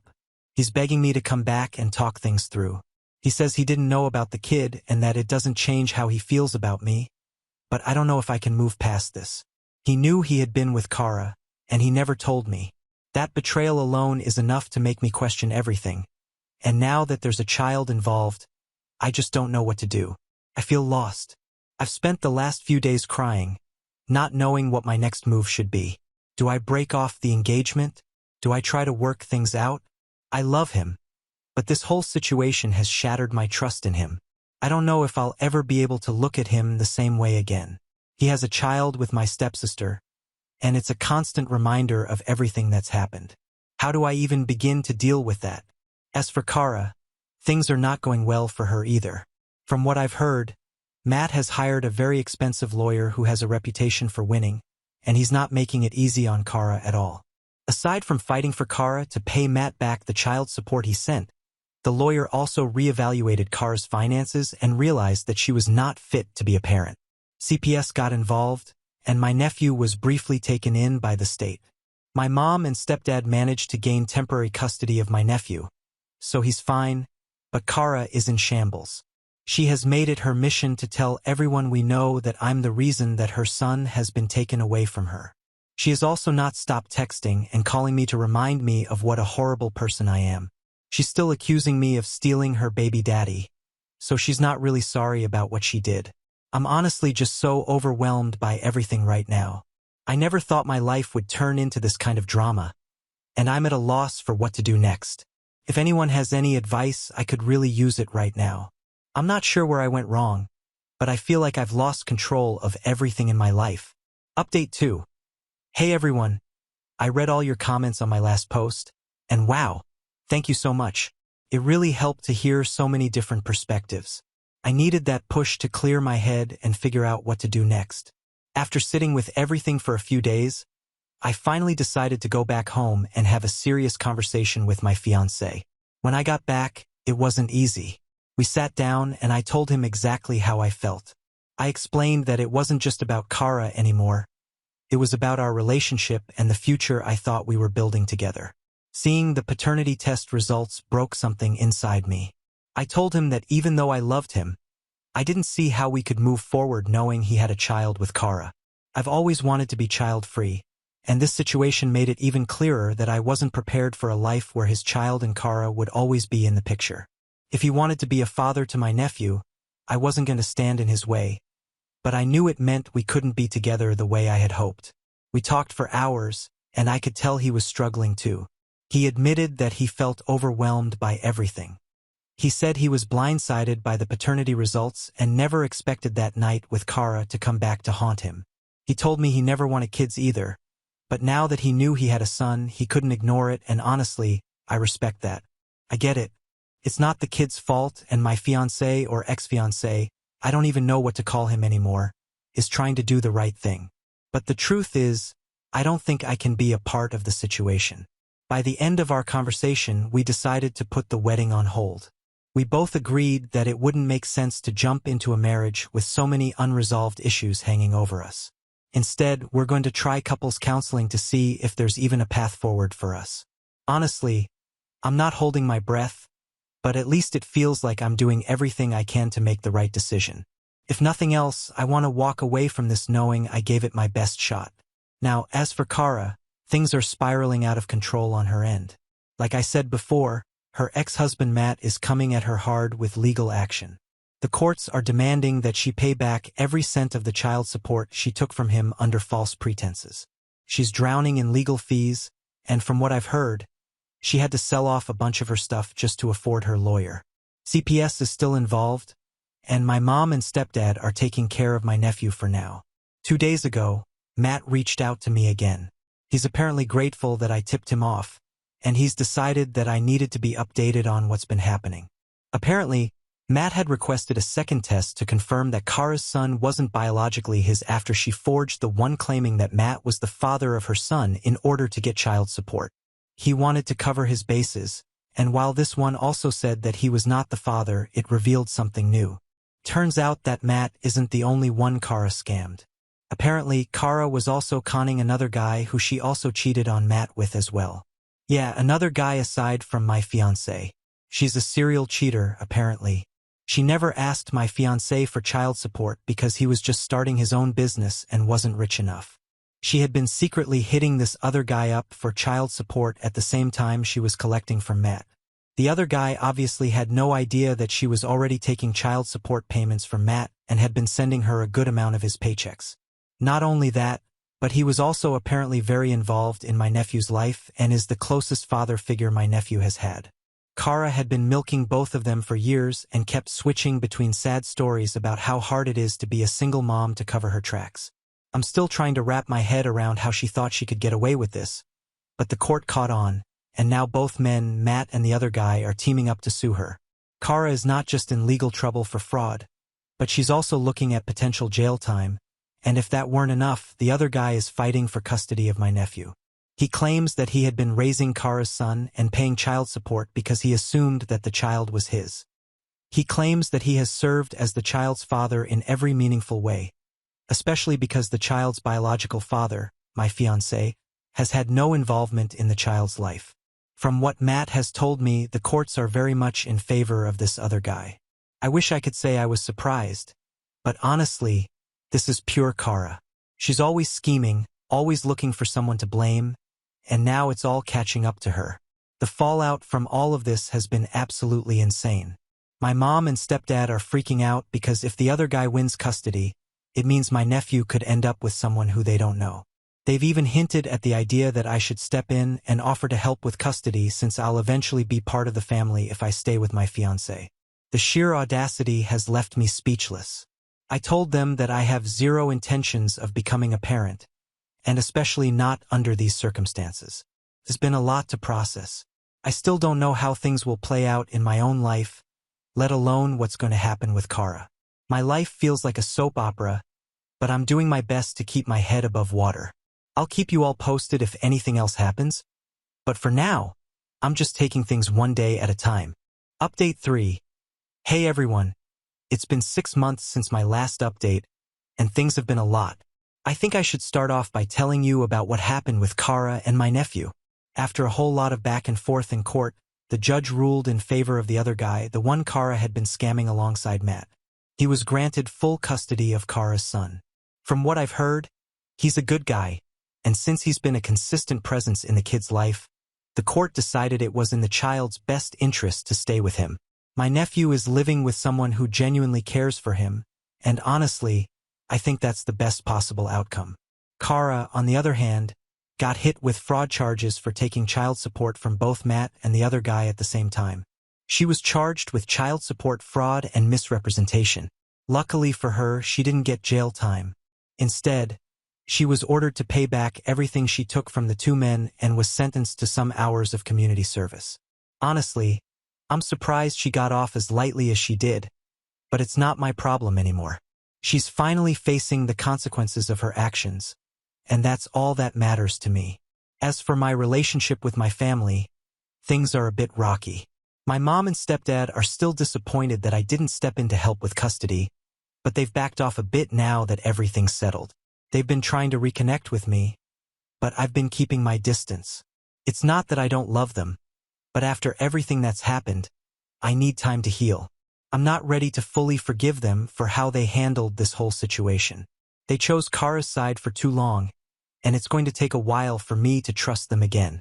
Now on to me and my relationship. I left my fiancé. Yep, I'm done. Couples counseling was going pretty well at first, and I really thought we had a shot at saving the relationship.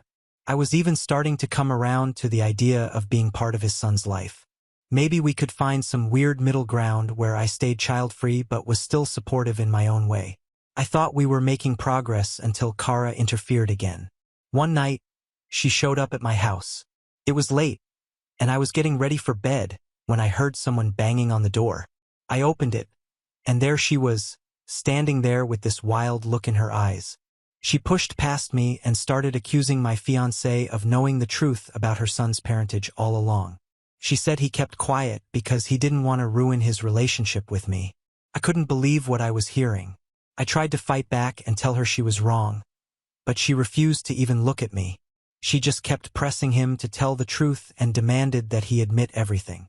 And what did he do? Nothing. He just stood there silently the whole time. I kept looking at him and hoping that he'd say something, literally anything, to defend himself or me, but no, he just let Kara go off like that in our home. Eventually, I managed to get her to leave, but the damage was done. I knew something was off and that he was hiding something from me. I confronted him right after I shut the door behind Kara. We fought again, and this was the worst fight we ever had. I'm talking screaming and crying levels of fighting. Eventually, he confessed. He told me that he knew that he was the father for a pretty long time actually. Turns out he found out that Kara's son was his at the first dinner he had with my family, which was where he met Kara again after their fling. During that dinner, Kara had pulled him aside and told him that she was sure that he was the real father of her child. At first, he didn't believe her, so she asked him to get a paternity test. He agreed to take the test, but after the results came in, he ghosted her. He knew he was the father, but he didn't want to be responsible for a child, so he avoided her for years. I remember him always making excuses to not attend any of the events that my family held. The only time he would come was when I was sure that Kara wouldn't be there. So here I was thinking that he didn't like Kara because of how she treated me, but it turns out it was because he was hiding from the truth. Kara must have managed to get her hands on the paternity test from the center where he did it, and she probably decided to make a scene about it because she finally had the proof she needed to get money out of my fiancé. That was it for me, though. I couldn't stay with someone who kept something this huge from me. It wasn't even about Kara anymore, it was about trust. He had lied to me for years, and that was the breaking point. I packed my stuff, moved out, and left him behind. It's been tough trying to rebuild my life. The first few months were really difficult. I lost my family and the one person I loved most at almost the same time. I was exhausted of all the drama, but it does make me feel better knowing that everyone that did me wrong has gotten payback in some way.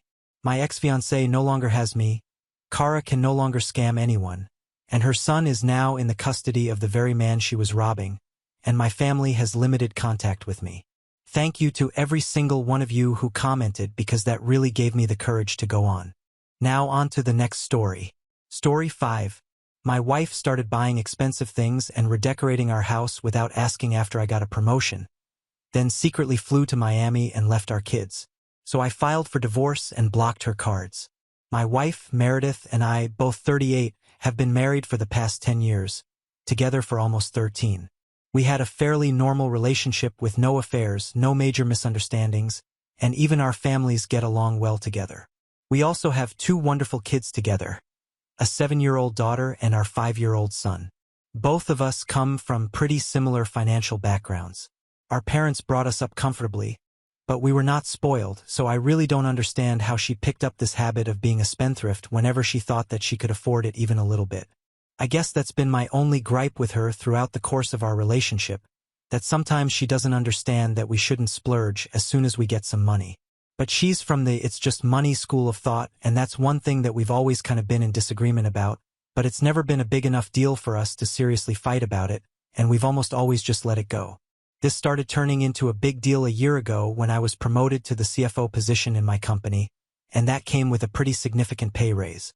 Obviously, I told Meredith about what my income was going to be like, and I remember that I had told her that just because I was getting a raise didn't mean that we could start living beyond our means all of a sudden. But I don't think she heard me, because soon after my promotion she started splurging pretty often. It started with shopping sprees, then she started making luxury purchases from big brand names on my money, and even went to the extent of redecorating our house and getting rid of all our perfectly good furniture so she could replace everything with brand new and trendy stuff. You guys can obviously imagine how much that must have cost me because she was not contributing a single dollar to any of these expenses even though she's a working woman herself.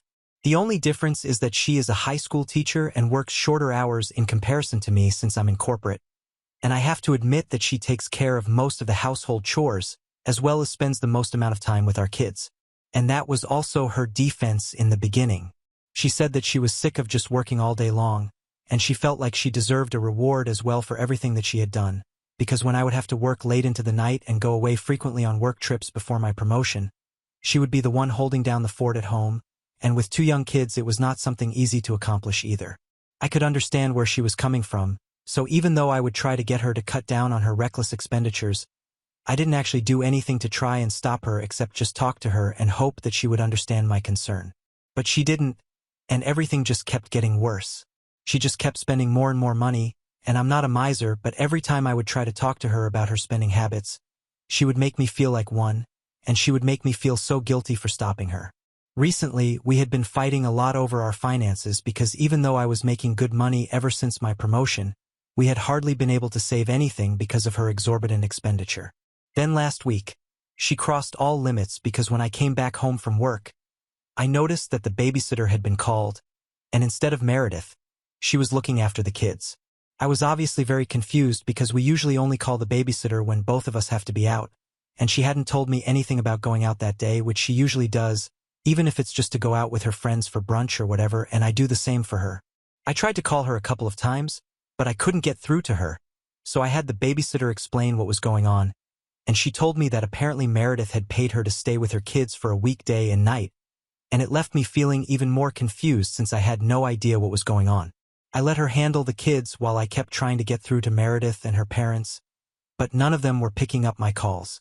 I even tried to talk to her friends, but they didn't know what was going on either. Eventually, after almost 3 hours of trying, she finally picked up my call, and I totally put her on blast immediately because her behavior was very erratic, and I deserved an explanation for what was going on. And she told me that the reason she couldn't respond earlier was because she was on a flight, and so were her parents since they had decided to take a family vacation to Miami. So none of them had been able to respond to me, and she didn't even think that she needed to elaborate. So I literally had to ask her why on earth had she left me and the kids behind and gone to Miami with her parents without even speaking to me about it first. I already knew that she intended on staying there for a week because that's what the babysitter had told me, and I started grilling her, but she did not take it kindly. Instead, she told me that I had no business speaking to her like that because she had done everything in her power to make sure that her family was always content. but now it was time for her to do stuff for her parents as well. I tried to tell her that I didn't have a problem with her doing stuff for her parents, but the fact that she hadn't even thought it was important to discuss this with me first, that's what really bothered me. That had been the case for the past year. She never consulted me before making any major financial decisions, but she just cut me off rudely telling me that she needed and deserved a break, and then she hung up. I tried to call her a couple of more times, but she did not respond, and that was the last straw for me. I had been putting up with her behavior for a pretty long time. I couldn't do this anymore, so I made a few calls immediately afterwards and arranged for her cards to be blocked. The only one that worked was her own, and after it was confirmed that the cards were blocked, I started to receive phone calls and messages from her, but I muted all notifications. I then called up my friend and had him put me in touch with his divorce lawyer, explained the situation to him, and told him that he immediately needed to start drawing up divorce papers for me because I had had enough. 2 days after that, she came back home, and when I opened the door, she immediately started telling me that she was really sorry about her behavior because she hadn't realized that I would feel so hurt about it. She told me that she had hopped on to the next available flight to come back home to me as soon as she had realized the gravity of her mistake, and she would have actually come back earlier, but unfortunately due to some storms, all flights back home had been canceled, which is why she and her parents had to wait. But now that she was finally back here, she was ready to talk to me and explain her side of the story so we could work the situation out. It was too late though because the previous evening, my lawyer had already handed over the divorce papers to me for signing, and I just shoved those papers at her, and I told her that she needed to take care of this because I was done with her. While she was still reading those papers, I shut the door, and a couple of seconds later she started screaming at me, banging on the door and begging me to open it, and telling me that I couldn't do this over and over again. It hurt me a lot to do that to her, but honestly, I just couldn't take it anymore. Thankfully, our kids did not have to witness their mother breaking down like that, and neither did they have to see me ignore her while she was going through it because I had sent them away to stay with my parents for a couple of days since I just knew that something of the sort was going to happen. Meredith kept banging on the door for about 15 minutes before she finally tired out and left, presumably to go back to her parents. Since then, for the past week, she has been trying relentlessly to get me to talk to her, but I have her muted everywhere. I haven't yet blocked her because we still have the kids to think of, and at some point even if I do block her right now, I'm going to have to unblock her, so it seems pointless. I've read a couple of messages out of curiosity, and it's been a mixed bag. Sometimes she's just apologizing to me profusely about what she did, not just about this recent incident, but about everything that has been happening. She's been promising me that she's going to try and bring her expenses under control and not be so reckless with our finances. This is most of the time, but occasionally there is some text where she's telling me that I'm being ruthless and that I can't throw away 13 years of our relationship and a decade of our marriage over something like this, that we can still work this out if I want to, but it's just that I have to want to sort things out with her. Right now, it feels like she's the only one willing to forgive and forget. Recently, she sent me a message telling me that she could understand that I was mad at her, and rightfully so, but at the end of the day we had 2 kids together, and we also had to think about their welfare. She said that I was becoming too egoistic, and instead of thinking about them, I was only thinking about myself and the fact that she had made me mad. But under ordinary circumstances, most people try to work these things out instead of just filing for divorce, and I don't know why, but that message really stuck with me, probably because she mentioned the kids. So now all of a sudden, I found myself reevaluating the entire situation, and I've started to think that maybe I'm being too hard on her. It's not like the whole thought of divorce hasn't taken a toll on me as well. I'm obviously very difficult to come to terms with it, but I have to admit, I don't think I've been taking the kids into consideration as much as I should have been. I've been meeting them at my parents' place, and I'm trying to keep the situation under control, but I know that they're unhappy and they'll be even more unhappy without their mother in their life because in spite of all her faults, she is a pretty good mom. She wasn't lying when she said that she had always tried to make sure that everybody in our family was happy. So maybe I'm making a rash decision by filing for divorce so soon. Update 1. Hey, so after going through the comments, I realized that there are a lot of things that I still need to talk to my wife about before jumping to such a huge decision. And not just the people in the comments, even my friends and family agree that speaking to my wife might do us good. So yesterday, I decided to reach out to her. And I told her that I would be willing to meet her for lunch and talk. We decided to keep the kids out of this even though she really missed them and wanted to see them, Because of practical reasons, I don't think we'd have been able to talk if they had been around, but I have told her that she can go visit my parents anytime she wants in case she wants to see them. Coming to what we talked about, it was very awkward at first, but then she jumped right into it and started apologizing to me for everything. She explained to me her side of things and told me that she thought I was always being very stingy with money instead of just trying to enjoy our lives. But the truth is, she really did have a problem with overspending, and for so long she had been in denial of it because she thought of herself as the perfect wife, and she was not willing to admit that this was a problem that she had. Besides, she also felt like due to my work, I would never be able to spend enough time with my family or at home, and in some messed up way, she was always just trying to keep herself occupied since she was really lonely, and that was something that we had discussed before. She was a high school teacher, and even though her hours were relatively shorter, she would have to spend the rest of her time at home every day because she didn't have a lot of friends. All her other friends would either stay busy during the week or all the weekends she really wanted to spend time with us because those were the only days that I would get to spend with my family. This is why she hadn't exactly been able to develop any meaningful friendships with anyone over the past 10 years after we got married and had our kids, and whatever she had before that, they started drifting apart, and now she only gets to meet them occasionally.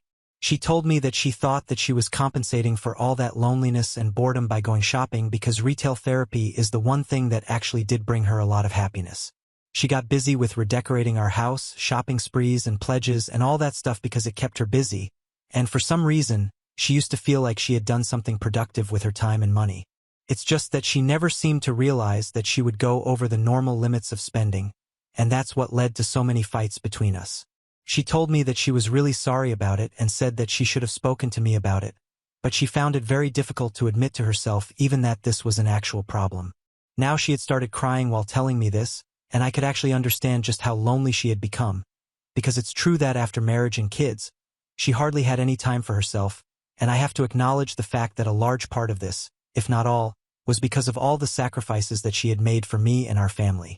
When we had our eldest, she cut down on so much time with her friends and family because somebody had to stay home in the evenings and finish up all the work at home because when I would come back home, it would be pretty late, and it would be almost impossible to split the chores or hand over the responsibilities of our baby to me because that's how exhausted I would be.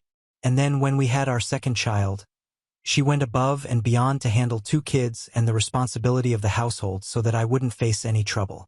Of course, it was teamwork, but she was still part of the team, and she did her role amazingly well. So while we were talking, it really hit me that we have spent 10 years of our life together making sure that our family was happy. I decided that I just couldn't throw away all those years together randomly just because I was upset about something. Yes, I was angry and I was extremely hurt by her behavior, but she was acknowledging the problem here, and she was willing to change, so I decided that I owed it to her and our kids to at least try and make this marriage work. I tried to calm her down while she was crying, and I told her that I was willing to work on our marriage, but for now, I believed that it would be for the best if we spent a couple of days apart just to cool off, and she agreed. We were both being realistic because we had just had a huge disagreement, probably one of our biggest, because of course I literally went ahead and spoke to a lawyer. That's a huge deal, and I think some time apart to reflect on our behavior will do us some good. But I couldn't expect her to stay away from the kids for that long. So of course, I had to tell her that they were staying with her in-laws, and I told her that she could go visit them any time that she pleased. She was pretty happy with my decision, and we ended the meeting on a good note. We also decided that exactly 1 week later we were going to meet again, and in the meantime I was going to speak to my lawyer so I could cancel the divorce proceedings. Update 2. Hi, so Meredith and I met again yesterday. We have stayed in touch for the past week, and both of us have acknowledged that our marriage is not perfect. It hasn't been that way for a very long time, and that we really need to work on it. So together we decided that we were going to see a marriage counselor, but somehow we were going to make it work, and it shouldn't be a difficult task given the fact that both of us agree that we still love each other. As long as we can agree on that one thing, it doesn't matter what we're going through, we can sort it all out. This past week that we spent apart really gave me a lot of insight and a lot of time to think about how I had spent most of my life. She was not wrong about anything. I did spend a lot of time at work, and she did spend a lot of money. Both of us were being excessive in one way or the other, and it had taken a toll on our marriage to the point where we were considering divorce. That obviously needed to change, like I mentioned in my last update, and I really feel grateful for the fact that so many people supported my decision. Obviously, there are still a lot of people who think that I'm doing the wrong thing and have told me that I'm a doormat for even thinking about giving our marriage another chance after what she did. But it doesn't matter because after all, she is the mother of my child, and we have been together for a very long time. One fight is not going to be enough to change that. Besides, we're not just doing this for ourselves, we are doing this for our kids as well. They need both of us in their lives, that's for sure, and I've already spoken about my decision at length and explained why I came to this conclusion. Neither of us was perfect. Now that we have acknowledged that there was a problem with both of us, we are just trying to address it. If that makes people unhappy, it's okay. After all, you guys are only getting to know whatever information I'm providing you with, but it's me who has actually been in this relationship for so many years, and I know what I'm doing is for the best. In no way am I discounting anybody's advice or life experiences, but I'm just saying that a handful of people being unhappy about my decision on a site like this is not going to change or influence it anyhow. That's all. Having said that, I'm very happy about what I have chosen to do. After we met yesterday, after our 1-week break, both of us were in a much better mood, and we hugged as soon as we saw each other. From that hug, I instantly knew that I was doing the right thing because it was clear that neither of us was ready to let us go. Not surprisingly, she's been the first proper love of my life, and it's been the same for her as well. It's just that we lost touch with each other in our relationship while trying to juggle our careers, family, and all that stuff. Like people say, life got in the way, but no worries because she's finally moved back in. She came back this morning, and I brought back my kids from my parents' house as well. Now we are all living as one happy family under the same roof again, and that's how I want it to be for the rest of our lives. I know that these past 2 weeks have been incredibly tough on all of us, but mostly on the kids. At least Meredith and I are grown-ups, we can deal with our emotions much better than they can, and as much as my kids love their grandparents, they still missed us both a lot, and I could just see the happiness on their faces when we were all back together again, and I don't want to ever put them through something like this again. Just knowing that I'm doing what is best for our family, that's what makes it easier to forgive Meredith. Yesterday, while we were talking, both Meredith and I agreed that what she had done was really not okay, and she told me that the only reason she had left without telling me was because she knew that I would not be fine with it, and she felt like she shouldn't have to ask for permission from anyone since she's a grown woman. So we worked through that as well, since it was not about asking for my permission, but just being transparent with me and taking our family into consideration, which she hadn't done. She apologized for it once again, and I told her that I was ready to let it go and have a fresh start. That's how we ended up together again, and even today, a couple of hours ago, we ended up talking to each other after the kids had fallen asleep, and once again she apologized to me for being so inconsiderate, especially over the past year. She ended up crying again, and once again I comforted her, and we made a lot of promises to each other. This time we're going to make sure that we live up to it and don't forget about each other, especially about our kids, while leading our lives, because that has been the worst mistake of our lives. We can't let this happen again, and we have to make sure that we do everything to avoid it. Update 3. Almost 6 months have passed since my last update, and I was waiting to hit this mark on purpose before I posted anything, because even after my last update, there were a lot of people who were telling me that this was not going to work and I'm screwing up by giving this woman another chance. I was called various names in the comments like doormat and pushover, and some people even took the trouble to reach out to me after my post. Anyway, it doesn't matter because 6 months have passed and we have been in couples counseling and we've been working out our issues, and guess what? It's all been working in our favor. We have never been happier together, and most importantly, the kids seem to be doing better than ever as well. We are not constantly bickering or taking subtle digs at each other like we used to without even realizing it, and we had no idea that it had even been affecting our kids because we ourselves didn't think it was a big deal, but slowly we started working on that as well. And instead of bottling up our issues, acting out like juvenile kids and stuff, we just started addressing it directly with each other, and that has made all the difference. Of course, we do have to make an effort to sometimes keep our cool, and sometimes it's healthier to just let it all out and get into a proper fight, but then at the end of the day we are still together and we have managed to work things out with each other every single time. That's what really matters to us. Everybody in our lives is pretty happy that we did not go through with the divorce, especially our parents, because even though they hadn't exactly been against the idea initially, they did come around to the fact that maybe it was too harsh, and I think getting a divorce wouldn't have made either of us happy. We would have just stayed miserable, and I'm not saying that staying together is the solution for everyone, to each their own, but I think our best bet was just to stay together and work things out. I've kept all my promises to her as well, and so has she. I've cut down on the time that I spend at work and have been making more of an effort to spend more time with my family, going for weekend trips and stuff, going out for dinner with Meredith and hanging out with the kids. Slowly I'm starting to realize how much I've been missing out on, and I don't think the rat race is worth your family if I'm being very honest. This might affect or even slow down my progress at my company, and I might be looked over for promotions in the future, but I don't care. I'm going to dedicate as much time to my work as I need to, but I'm not going to let it take over my life. And Meredith has decided to start living her life better as well. Instead of devoting all her time to our family and doing nothing for herself most of the time and then splurging in one go, she has started to occasionally hang out with her friends and has taken up new hobbies, and she practices self-care too. It's a welcome change. She seems much happier and doesn't have any trouble with overspending anymore either. In short, all of us are much happier now than we were 6 months back or even earlier than that, and we are all just really happy that we made the decision to stick together. Update 4. Hey everyone, more than a year has passed since my last update, and in a couple of weeks, Meredith and I are going to be hosting a party and a ceremony to renew our marriage vows. The past few months have been amazing, and in honor of that, we have decided to renew our vows because we think it's the right time to do it. It's going to be a much grander ceremony compared to our wedding since now we really can afford to splurge. Back when we originally got married, both of us were just starting out in our careers, and we relied heavily on our parents to cover the expenses of our wedding, so we couldn't make it too big because that would be kind of unreasonable of us. This time, though, we are kind of splurging a little, and thankfully at least now, even though I'm on the same page as her because we deserve this, we've earned it.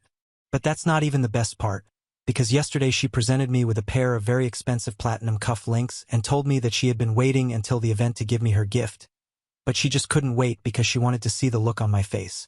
Just for the record, they were very expensive and she makes a lot less money than I do, and it's not even about the materialistic value of the thing, it's the sentimental value because I knew that it must have burned a hole in her purse, but she still went ahead and did it. She told me that she was really grateful that she had me in her life because any other man in my place probably wouldn't have taken her back after what she had done. But I did. I thought about her and the family, and I put us first, and she just wanted to let me know that she was very thankful for everything that I had done for her, so this was her small token of appreciation for me. I'm not much of an emotional guy, but I ended up crying and getting very emotional because it's been an uphill climb regarding our relationship, and now we are finally at a place where we feel like everything is amazing. Also, I'm not complaining, but most of the time I've always been the one who is the giver of such expensive gifts, not just to Meredith but everybody else in my family too. Hardly have I ever been at the receiving end, so quite naturally it was a huge deal for me, and I told Meredith exactly how thankful I was for her. I also told her that at the end of the day we were a team, and for us it was always going to be family first. I said it to her, and I'll say it here as well. I'm more than grateful to have her in my life. Now on to the next story. Story 6. Wife demanded to open our marriage while I was deployed, saying she couldn't control her urges while I was away. So I cut off her access to my $12,000 salary and filed for divorce. I, 37M, have been married to Sharon, 39F, for 6 years. Known her for 10. I'm in the Marines, deployed 6 to 7 months every year as a logistics officer. Yeah, it's tough, but we both knew what we were getting into when we got married. My job pays really well. I make around $120,000 with all the benefits and combat pay, which lets us live pretty comfortably. We met through mutual friends at a barbecue back in 2014. Back then, I was already in the Marines and she was teaching elementary school, making about $45,000 a year. She seemed different from other women I dated. She understood the military lifestyle since her dad was also in the service for 25 years. Plus, she was independent, had her own career, and didn't just want me for the benefits like some military wives I'd known. After dating for 4 years, we got married in a beautiful ceremony with all our friends and family there.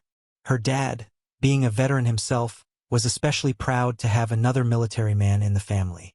The first few years were great. She was supportive of my career, proud of my service, and we made the most of our time together when I was home.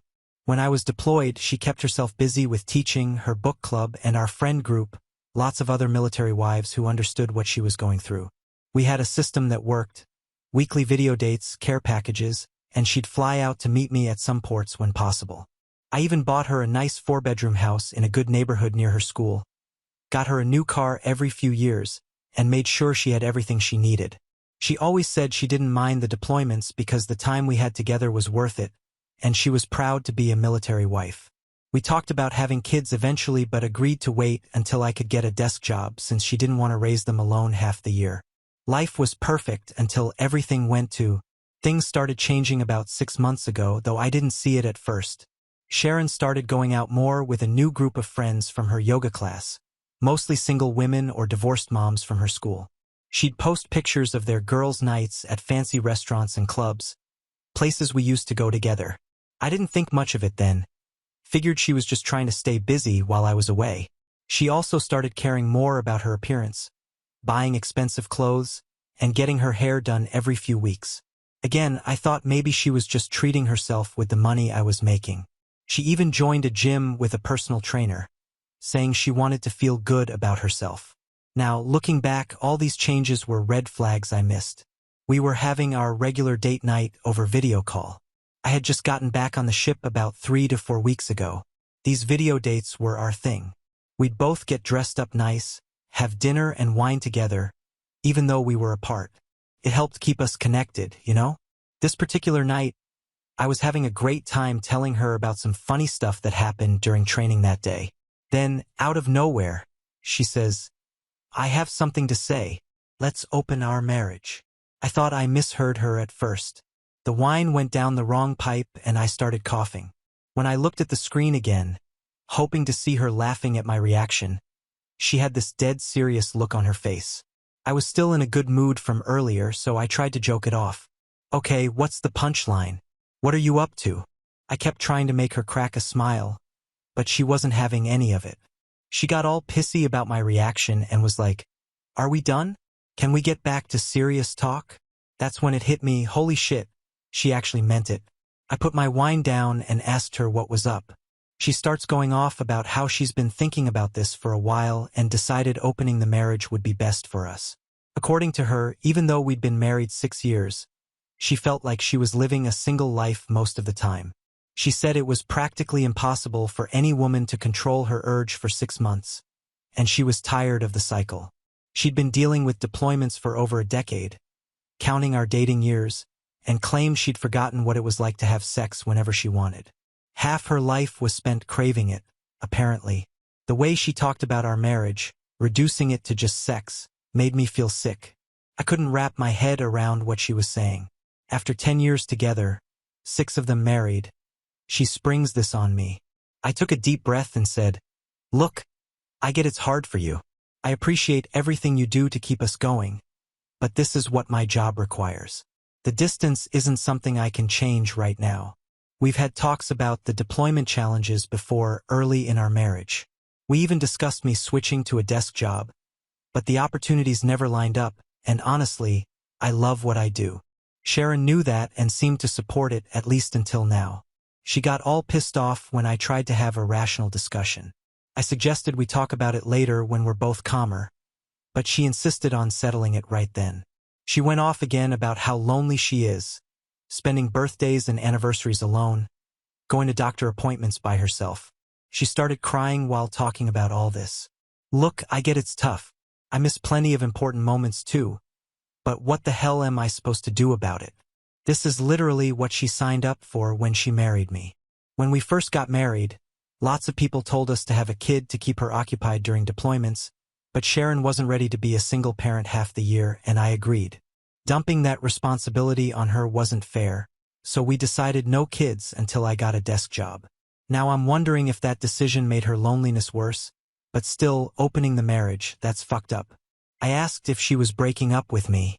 She goes, "No, I love you. I can never leave you. I want to grow old with you, but I'm about to turn 40, and in a few more years I'll hit menopause. I have so little time to enjoy my sexuality. Half of my golden years are going just waiting for you. I don't want that. I want to live a fulfilling life and not die with regret." Never in our relationship had she talked about sex like this. We always had a great physical connection when I was home. Sure, we used toys and video calls to stay intimate during deployments, but she never complained it wasn't enough. I could tell this conversation wasn't going anywhere good. She wasn't asking permission. She was telling me what she was going to do. What exactly do you want? I asked, even though I was scared to hear the answer. She looked right at me through the screen and said, I want to open this marriage and meet other men. I have needs and they need to be met. I'm doing this whether you like it or not. The woman I married, who promised to be faithful through everything, was sitting there telling me she was going to other guys, and I couldn't do a damn thing about it. I tried staying calm, even though I wanted to punch something. So you want to sleep with other men while still being married to me? When she nodded, I asked how this would help with the loneliness she was complaining about. Would these random dudes take care of her when she's sick or celebrate her birthday? She said she didn't know if it would just be physical or if she'd date them, but whatever happened, she loved me and only me. They'd just be fillers while I was gone. When I'm home, she'd be all mine. Like I'm supposed to be okay sharing my wife half the year. I asked how long this was going to last, a few years or forever. She hadn't decided. I asked if she'd already cheated on me. She snapped that if she wanted to cheat, she wouldn't be having this conversation. She thought being honest about wanting to sleep with other guys was better than lying about it. Some twisted logic there. I asked if I had any say in this. She said her mind was made up. If she didn't do this, she'd go crazy. My head was pounding. I told her I needed time to think. She just hung up without saying goodbye.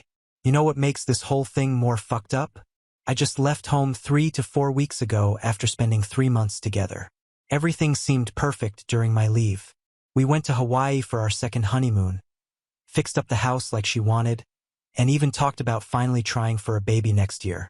She was all lovey-dovey the whole time, constantly talking about our future together. The day I left, she was crying and making all these plans for my next leave. We'd even started putting money aside for our future kid. I was looking into positions at the local base to be home more. That's how serious we were about starting a family. When I asked the next day why she didn't bring any of this up while I was there, she said she didn't feel the need for other men when I was around. That's when it clicked. She probably met someone at her new gym or through those single friends.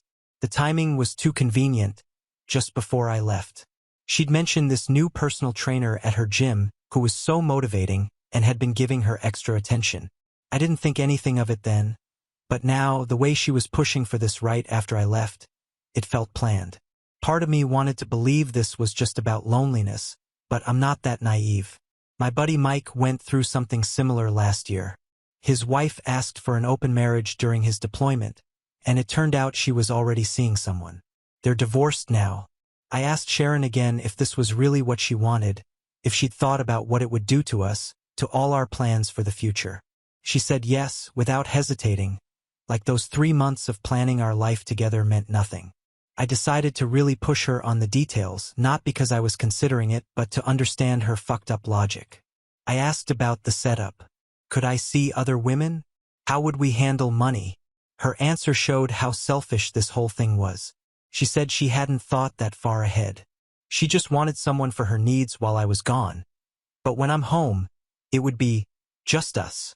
She said I could try stuff during port days but wouldn't see other women when I'm home since she'd be there.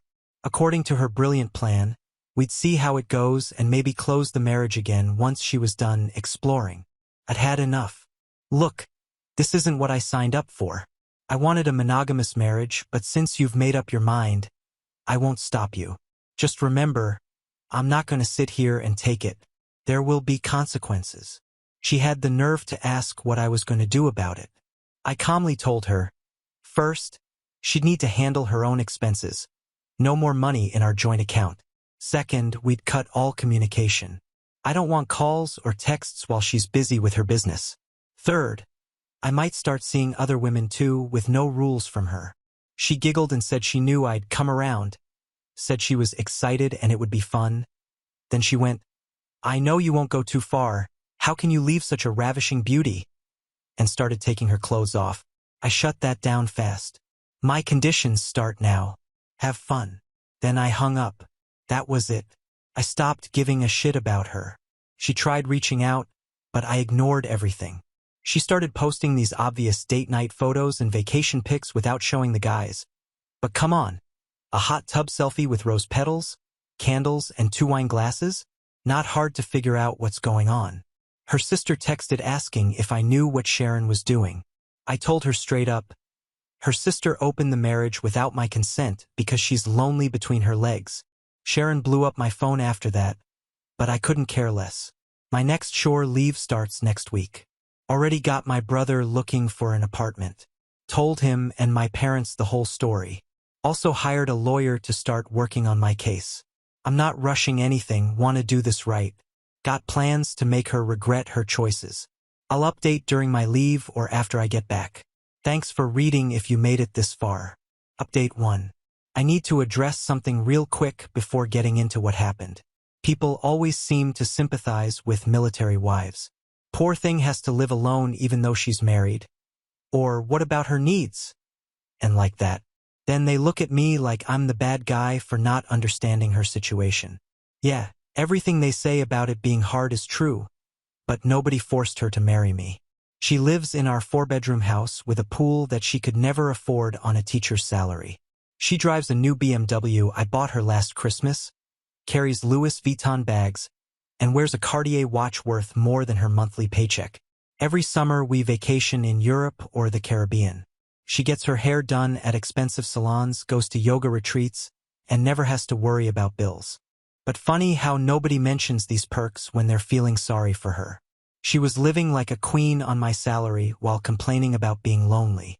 And let me tell you something, staying faithful isn't exactly easy for us either. We travel all over the world, stop at different ports, and get access to pretty much any luxury we want at Report. There are gorgeous women throwing themselves at guys in uniform. Most of them don't care if you're married.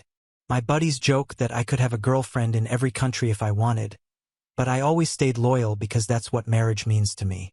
Some of us still choose to stay loyal to our wives, but nobody gives us credit for that. They just assume all military guys cheat. Now, for what actually happened during my leave. I didn't go back to our house. Couldn't stand the thought of being in the same bed where she probably had other guys. My brother had found me an apartment across town in one of those new luxury buildings. First few days I stayed with him and his family. My sister-in-law was furious when she heard what Sharon did. They used to be close friends. Took my niece and nephew camping for a weekend, something I'd been promising them forever. The kids kept asking where Aunt Sharon was, and it broke my heart having to make up excuses. Then spent some time with my parents in our hometown. Met up with old friends who all said they never trusted Sharon anyway. I posted everything on social media not to be petty, but to show her I wasn't sitting around miserable without her. My shore leave usually involves these high-profile military parties. Real fancy events at 5-star hotels that Sharon always loved going to. Not everyone gets invited to these things. It's mostly senior officers and their wives, politicians, important people in town. These parties were a big deal for her social status. She loved showing off her expensive dresses and getting attention. I made sure to post plenty of pictures, including ones with female colleagues who are way more successful than her, doctors, lawyers, business owners. When people asked about Sharon, I just told them the truth. She wanted an open marriage to fool around. While I was deployed, word spread fast in our circle, and suddenly all these military wives who used to kiss her ass started unfriending her. At first, when she saw my family pictures online, she just texted asking where I was staying and why I wasn't home. Then she changed to, "Okay, I'll give you space. I'll wait for you," like she was doing me a favor. But when she saw the party pictures, she lost it. Started messaging me about how I abandoned her and asking if we didn't agree to be normal when I was home. Then she started drunk texting at 2 a.m. about how much she missed our life together and how all these other guys meant nothing. I didn't respond to any of it. After months of silence, I finally replied, "I never agreed to you did what you wanted. Now I'm doing what I want." She sent back some bullshit about waiting for me to come back when I'm done. Like I'm some kid acting out. She really thought she could just put our marriage on pause while she had her fun, then press play when she was done exploring. For months into my stay, she reached out wanting to discuss rules for our open marriage. Like we could sit down over coffee and make a schedule for when she gets to cheat. I shut that down quick. Do whatever you want. I'm not playing this game. My lawyer advised me to keep records of all these messages. They'd help with the divorce. Then she saw me living my best life and suddenly emails saying, "Let's go back to normal. I'm done with this." Like she could just flip a switch and fix everything. She wrote this long email about how she made a mistake, how none of these other guys made her feel the way I did, how she realized what she was losing, said she'd do anything to save our marriage. I just sent back, "Ha, that's it," and kept doing my thing. My mom, who hasn't spoken to Sharon since this happened, said it best. She didn't expect you to choose your dignity over her. Then one day, she showed up at my apartment unannounced. I have no clue who told her where I was living. I only gave my address to close family and a few trusted friends. Someone must have snitched, but honestly, I don't even want to know who it was at this point. I was getting ready to head out for a workout when I heard the knock. She looked completely different from when I left. Lost weight, dyed her hair blonde, wearing this tight dress she would have never worn before. She looked nervous standing there asking why I wasn't staying at our house. I told her straight up that I had no intention of living with someone who didn't respect our marriage. She didn't like that answer at all. "I thought we could figure this out," she said. Like we were dealing with some minor disagreement about what color to paint the kitchen. I just looked at her and said, "You made your choice, now I'm making mine." That's when she started crying, telling me how everyone in our social circle was giving her the cold shoulder. None of my friends' wives would talk to her anymore. These were women who used to be her closest friends. They'd go shopping together, have spa days, plan dinner parties. Now they wanted nothing to do with her. All those fancy parties she loved, nobody was inviting her anymore. Turns out, being known as the wife who opened her marriage while her husband was deployed isn't great for your social status. "What do you want then?" she asked through her tears. I just said, "You'll find out soon enough." She got this panic look and asked, "You met someone, right? You love her, don't you? Are you with her?" I couldn't help but laugh. She was the one who wanted to see other people, but now she was jealous at the thought of me with someone else. She kept begging for answers, but I'd had enough. I just yelled, "Get out!" She left saying I'd regret betraying her trust. The irony of that statement. My lawyer already had the divorce papers ready. I was planning to have her served once I was back at sea, so she couldn't come crying to my apartment again. She wanted to open things up? Fine. I was about to open up divorce proceedings. The day I left the shore, my attorney got her served. She called me in a panic, screaming about how I betrayed her and left her broken. Like she was the victim in all this. Then she called my lawyer saying she would fight the divorce till the end. She wouldn't let me go, like she had any choice in the matter. She tried playing the victim card with my parents too. Called them crying about how I blindsided her, how she never saw this coming. That backfired real quick. They already knew everything and told her exactly what they thought of her behavior. They blocked her number right after. Then her mom called me. Turns out Sharon had been telling everyone that we both agreed to open the marriage. She'd convinced her whole family that this was some mutual decision we made. Her mom said they thought it was weird but figured it was our personal choice. I shut that down real quick. No way. I already told your other daughter the truth months ago. I was never on board with this filthy idea of hers. Her mom started going on about how Sharon's mental health was suffering because everyone had cut her off. All these fancy parties she used to love going to, nobody invites her anymore. The other officers' wives won't speak to her. Her mom actually expected me to feel bad about this. I was like, why would my friends keep inviting her when she's not even my wife anymore? Is there any chance you could work things out? Her mom asked. I laughed and said, not at all. I can't be the husband of a woman who has kept her legs open for tourists for the last 1 year. Who knows what kind of dirt has gone in there? Harsh maybe, but I wanted them to know exactly what I thought of their precious daughter's behavior. Her mom said Sharon wasn't ready for divorce. I told her straight up, the longer she fights this, the worse it'll be for her. I'm moving forward with my life whether she likes it or not, so she better cooperate for her own sake. Now my phone's blowing up with texts and voicemails from Sharon. She's begging, pleading, promising to change, saying she'll do anything to fix this. I haven't blocked her yet. Maybe that's petty, but I want her to see exactly what she threw away. I'll block her eventually, but for now, I'm letting her suffer just like I did when she dropped her open marriage bomb on me. Hash update to here's the new update. Update 2. I'm having my shore break again. Divorce proceedings are going on, and Sharon has been pushing back hard against it. Not because she wants to fix things, but because her perfect little plan is falling apart. The thing is, she's completely broke now. That shiny new world of freedom she wanted so badly. Turns out it wasn't as glamorous as she thought. All those guys she was going out with, they just wanted a fun time with a married woman. None of them stuck around once the money ran dry. She actually broke down crying in front of the magistrate, admitted opening the marriage was a mistake. Now she wants everything to go back to how it was, like she can just press rewind on the past year. After I cut off her access to our joint account, she burned through her savings trying to maintain her lifestyle. Within a year, she'd blown through everything. Her teacher salary barely covers rent now, let alone the designer clothes she got used to. That's the thing about living large, once you get used to it, there's no going back. When she first opened up the marriage and I pulled my money, she thought it was just temporary.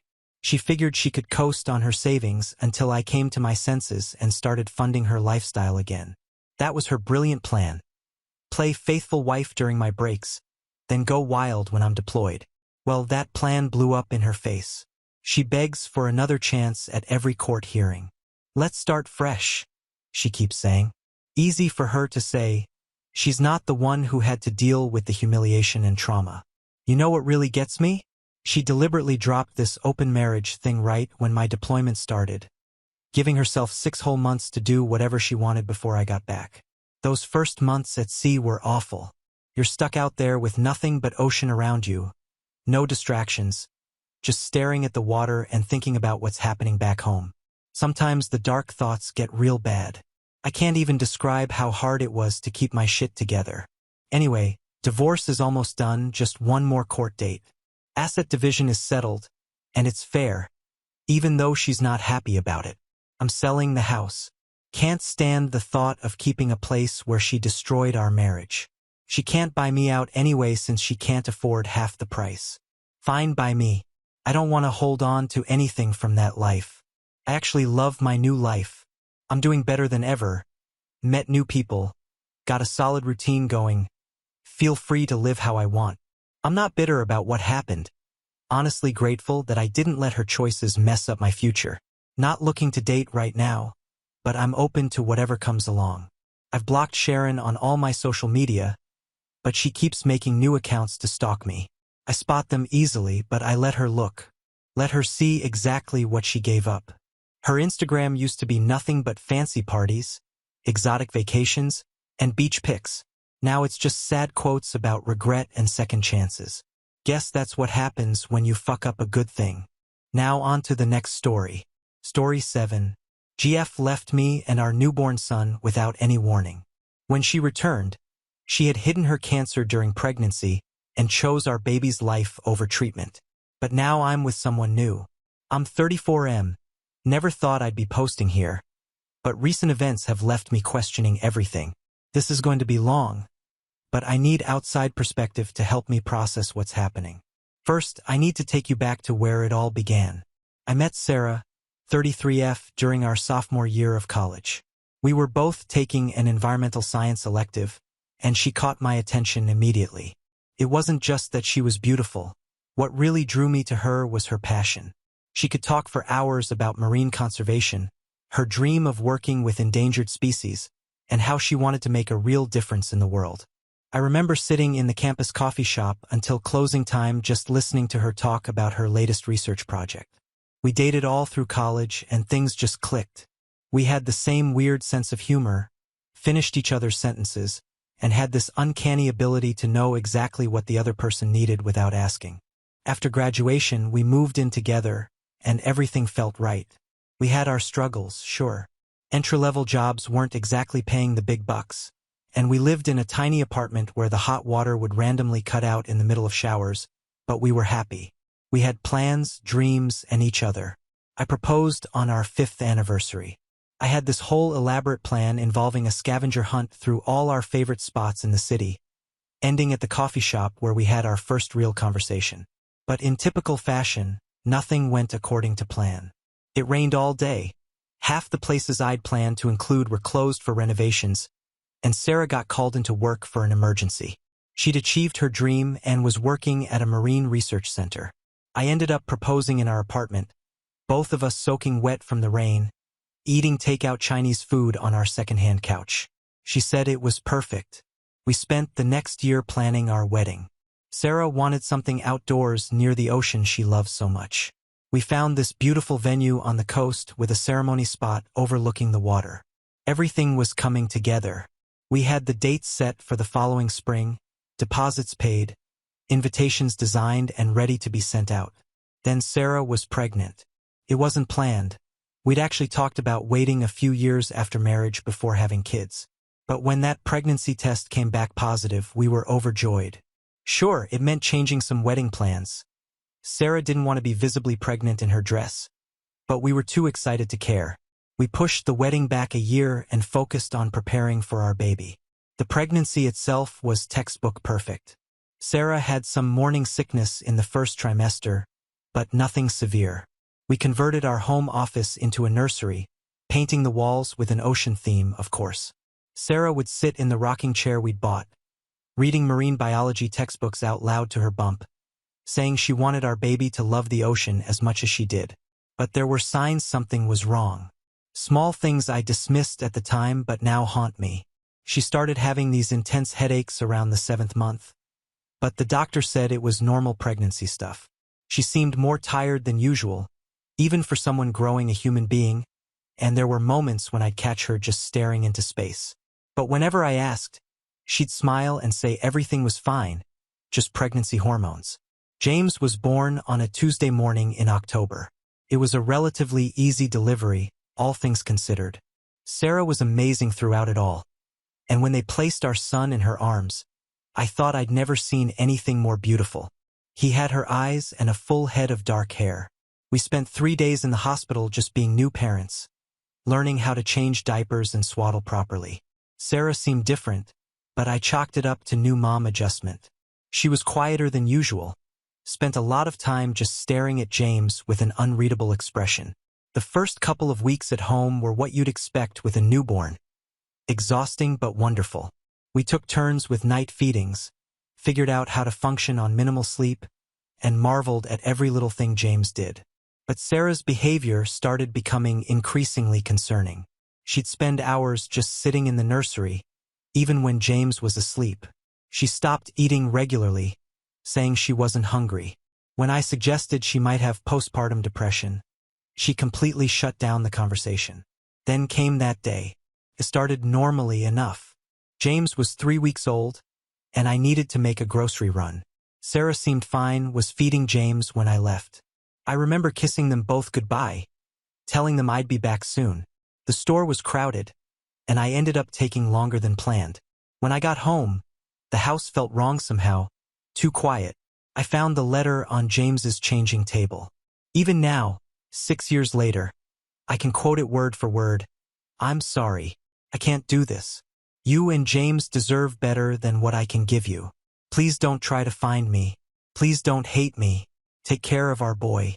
Tell him his mama loves him more than anything in this world, which is why I have to go. Sarah." The next few hours are a blur in my memory. I remember calling the police, trying to file a missing persons report, but since she'd left voluntarily and wasn't in danger, there wasn't much they could do. I called her parents, who seemed just as shocked as I was. They hadn't heard from her, had no idea where she might have gone. I called hospitals, thinking maybe she'd had some kind of breakdown. Nothing. The reality of being a single father to a newborn hit hard and fast. I had to take emergency leave from work. Thank God for understanding bosses. My sister Jenny became my lifeline. She had 2 kids of her own and practically moved in with us those first few months. She taught me everything. How to tell different types of crying apart, how to properly burp him, how to manage feeding schedules while still taking care of myself. The legal stuff came next. I filed for full custody, which was granted by default since Sarah never showed up to contest it. Her name remained on James's birth certificate, but in every other way, I was a single parent. I tried to keep track of her, hired a private investigator at one point, but she disappeared completely. No social media, no credit card trails, nothing. It was like she'd vanished into thin air. Those first few years were the hardest thing I've ever done. Working full-time while raising a baby alone is no joke. I was lucky to have an amazing support system.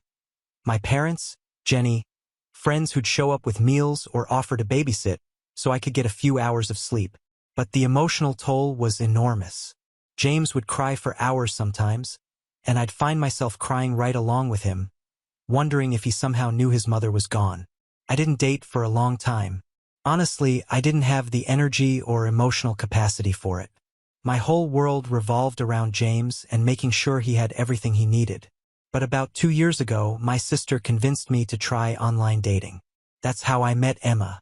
Emma was different from anyone I'd ever dated. She was a kindergarten teacher, divorced, no kids, but great with them. Our first date was supposed to be coffee, but we ended up talking for 4 hours. I was upfront about James from the start, and she was amazing about it. She understood James came first, that dating a single parent meant things would move slowly. The first time she met James was at a playground, very casual, no pressure. She brought bubbles and spent an hour chasing him around, making up stories about bubble dragons. By the end of the day, he was calling her Miss Emma and asking when she could come play again. Watching them together, I felt something I hadn't felt in years. Hope. Our relationship progressed naturally. Emma never tried to force a connection with James or push herself into a maternal role. She just showed up. She'd come over for movie nights, help with bedtime stories, attend his t-ball games. When he had nightmares, she'd make hot chocolate and listen to him talk about his fears. When he was sick, she'd bring over homemade chicken soup and new coloring books. 6 months ago, after a lot of discussion and family therapy sessions, Emma moved in with us. The transition was smoother than I could have hoped. James was excited to have her there full-time, and our little family unit felt complete. We talked about marriage, about Emma legally adopting James someday if that's what he wanted. Life was good. Then Sarah showed up. I was at work reviewing some client files when my assistant told me someone was asking to see me. I wasn't expecting anyone, but I agreed to a quick meeting. When she walked in, I didn't recognize her at first. Her hair was different, shorter, styled differently, and she looked thinner, more angular. But those eyes, I'd know those eyes anywhere. She asked if we could talk, and something in her expression made me agree. We met at a coffee shop after work. Not our old one.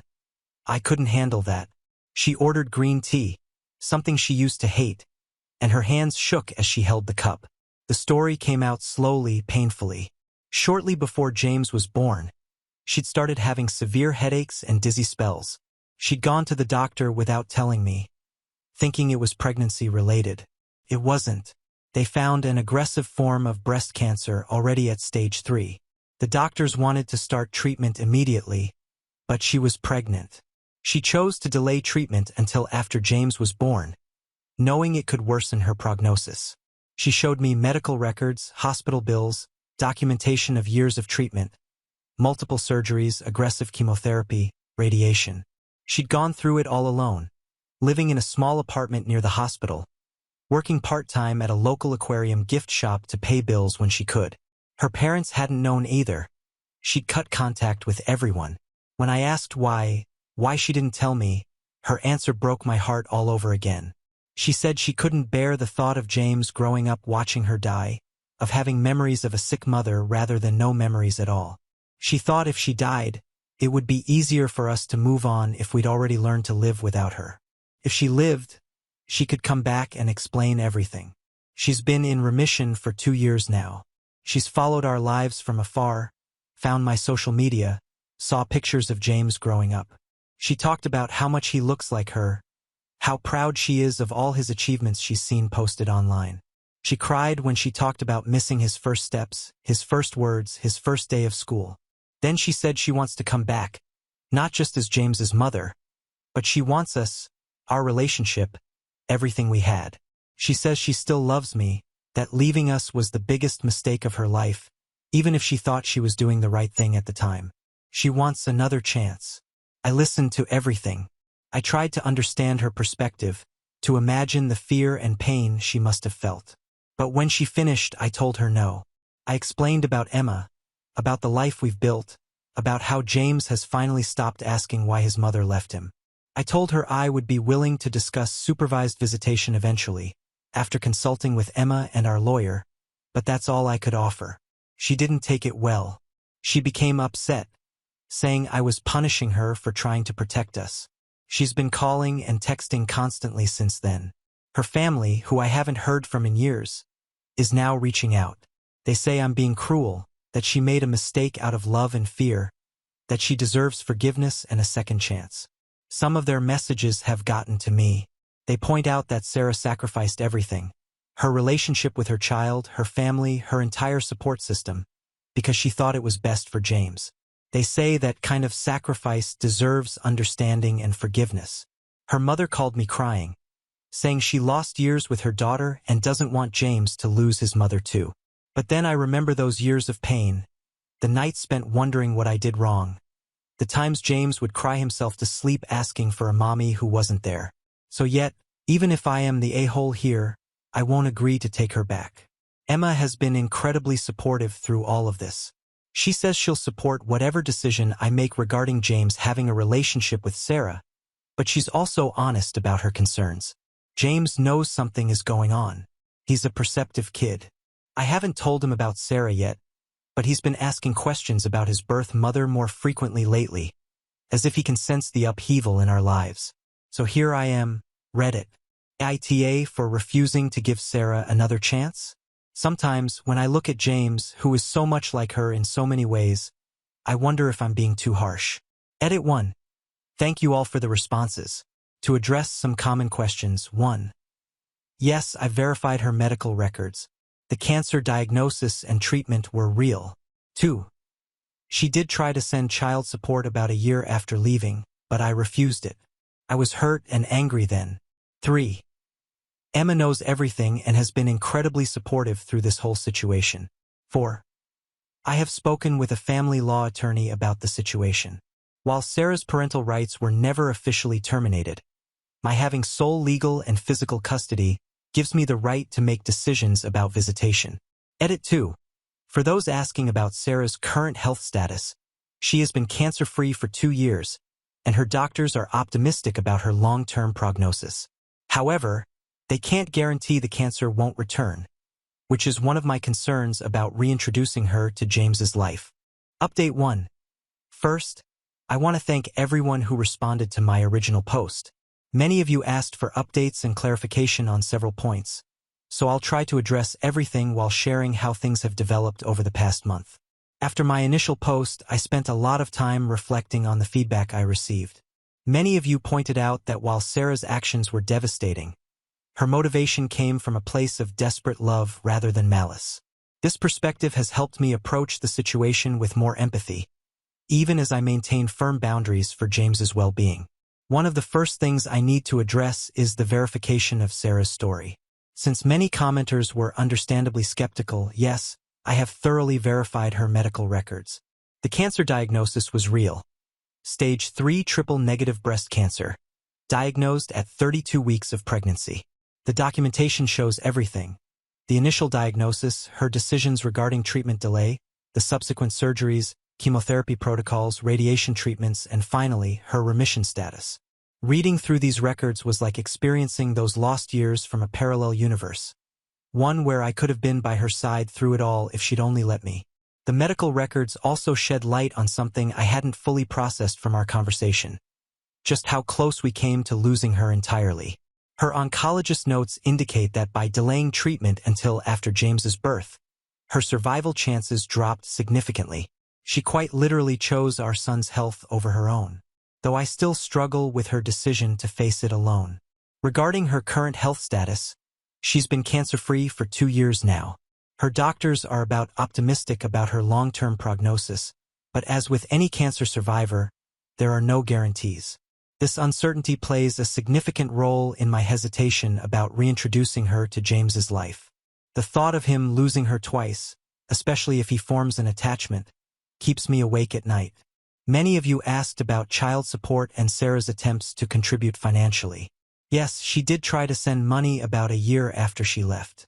I received an envelope with no return address containing a cashier's check and a brief note saying she wanted to help support James. I was still raw with grief and anger then, and I sent it back unopened. I recognized this was more about my pain than James's best interests, but I was not in a place to accept anything from her at that time. Since then, I've learned she set up a trust fund for James's education, contributing what she could manage while working part-time during her treatment.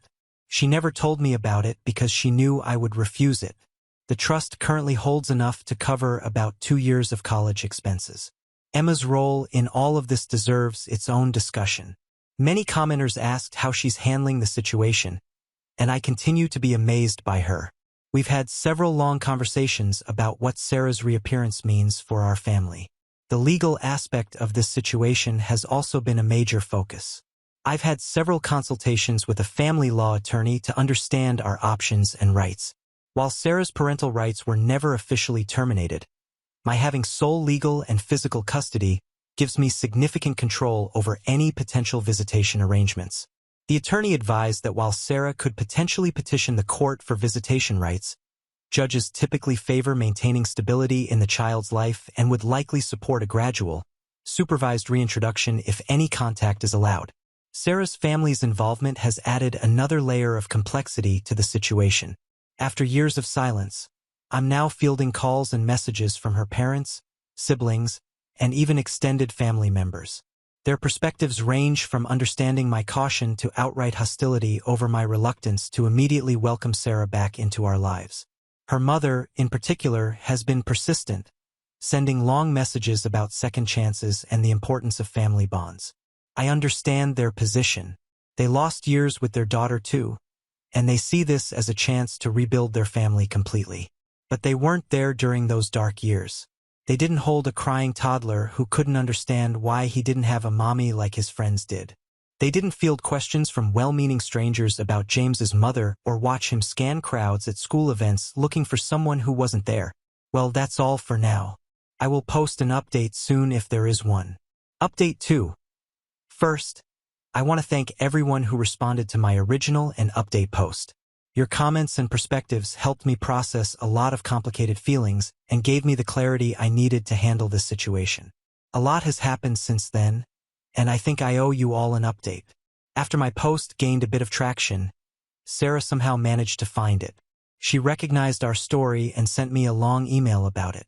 Reading her perspective of everything that happened was intense. She filled in a lot of gaps about those years she was gone, and I think sharing her story might help people understand the complexity of our situation. According to Sarah, she first noticed something was wrong during her second trimester. She was having severe headaches that wouldn't go away with normal medication. At first, she dismissed them as pregnancy-related, but when she started feeling lumps in her breast, she knew something was wrong. She went to a doctor without telling me. She said she didn't want to worry me until she knew for sure what was happening. The diagnosis came back with stage 3 breast cancer. The doctors wanted to start treatment immediately, but she was pregnant.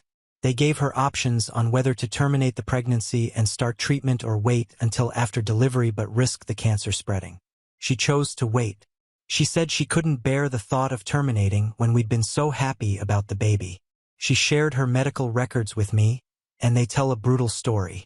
By the time James was born, the cancer had progressed significantly. The headaches she'd been having were related to small metastases that had already started forming. Her doctors told her she had maybe a 30% chance of survival if she started aggressive treatment immediately. She said the day she left was the hardest day of her life. She'd written and rewritten that letter dozens of times. She described sitting in the nursery watching me leave for groceries and holding James for what she thought would be the last time. She took photos on her phone, hundreds of them, of every little detail of his face, his tiny fingers, the way he smiled in his sleep. After leaving, She moved to a small town about 3 hours away where she had a distant cousin who worked as a nurse. This cousin was the only person who knew the whole truth. She helped Sarah find an apartment near the hospital and connected her with doctors. Sarah started aggressive treatment immediately, a combination of chemotherapy, radiation, and multiple surgeries. She lost her hair within weeks. The chemotherapy was so aggressive that she could barely keep food down. She had 3 major surgeries in the first year alone. Her cousin would come by after shifts to help her, as Sarah was often too weak to even get out of bed. She worked when she could at the hospital gift shop, but most of her savings went to medical bills. She tried to send money for James about a year after leaving. She'd managed to save up a few thousand from her part-time work. I had refused it, and now I know why. She was literally sending every penny she could spare while going through cancer treatment. What really got to me was learning about how she stayed connected to us. She created an Instagram account just to follow my sister's page, which occasionally had photos of James. Her worst day, she says, was when she saw the first picture of James with Emma on my social media. She said she cried for hours but also felt relieved that he had someone in his life who could be there for him in ways she couldn't. She never commented or reached out because she was still going through treatment and didn't want to disrupt our lives if she wasn't going to survive. The recovery process was long and difficult. Even after the cancer went into remission, she spent months in physical therapy rebuilding her strength. She had to learn to write again after nerve damage from chemotherapy affected her hands. She went through extensive reconstructive surgery. It was 2 full years after her remission before her doctor said she was stable enough to consider resuming normal life. She spent that time in therapy, working through her decisions and their consequences. Her therapist helped her understand that while her intentions were protective, her actions had caused significant trauma to both me and James. She worked on developing better coping mechanisms and communication skills. When she finally reached out to me at my workplace, she had spent months planning what to say. She had a whole speech prepared about understanding if I hated her, about being willing to accept any role in James's life that I deemed appropriate. But seeing me in person overwhelmed her, and everything came out wrong. She's been sending me regular updates about her health since our meeting. Her latest scans are clear, and her oncologist is optimistic about her long-term prognosis. She's on a maintenance treatment plan and has checkups every 3 months. She's also continued with therapy. After much discussion with Emma and our lawyer, we've decided to move forward with a very gradual approach to introducing Sarah back into James's life. She will not tell James about her cancer yet. All initial meetings will be supervised by me and will only happen when James expresses interest in meeting her. She has agreed to sign a legal document stating she will maintain consistent contact once visitation begins. This addresses my fear of her disappearing from his life again. She has also agreed to continue her own therapy and attend co-parenting counseling with me. Emma has been incredible throughout this process. She's secure in her relationship with James and sees Sarah's presence as an addition to his support system rather than a threat to her role in his life. She actually met with Sarah privately to discuss how they can both be positive influences in James's life without creating confusion or conflict. Sarah's family has also been more understanding since I explained our gradual approach plan. They see that we're not cutting Sarah out but rather trying to reintroduce her in a way that's healthy for everyone, especially James. They've agreed to follow our lead and not mention anything to James until we're ready. I know this update might disappoint those who wanted me to either completely embrace Sarah's return or totally reject her. The reality is messier and more complicated. We're taking small steps, prioritizing James's health, and trying to build something sustainable rather than rushing into changes that could hurt him more in the long run. I want to thank this community again for helping me navigate the initial shock of Sarah's return. Your comments helped me see that there was a middle ground between completely shutting her out and immediately welcoming her back. Now on to the next story.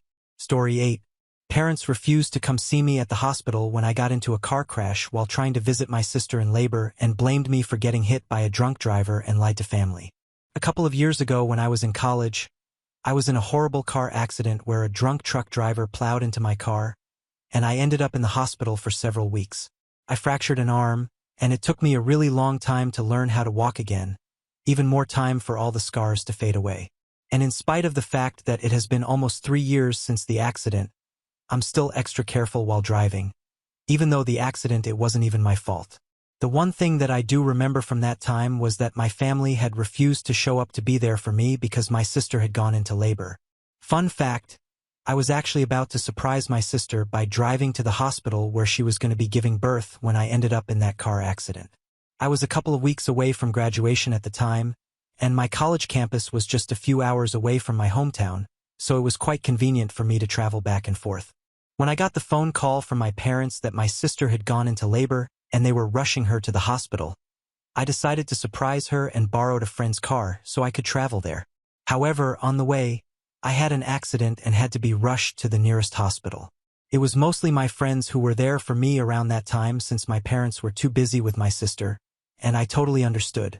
What I did not like was the fact that even a couple of days after my sister had given birth, my parents did not bother to show up to check on me.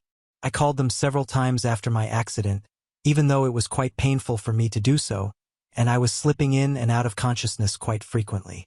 But the only thing that I kept asking was if my parents had called or if they had shown up, and I was disappointed every time. Finally, about a week after my accident, my parents called me up. Even then, it was not to ask me if I was fine, it was just to ask why I had been calling so frequently because they had been ignoring one of my calls since they had been with my sister and her baby.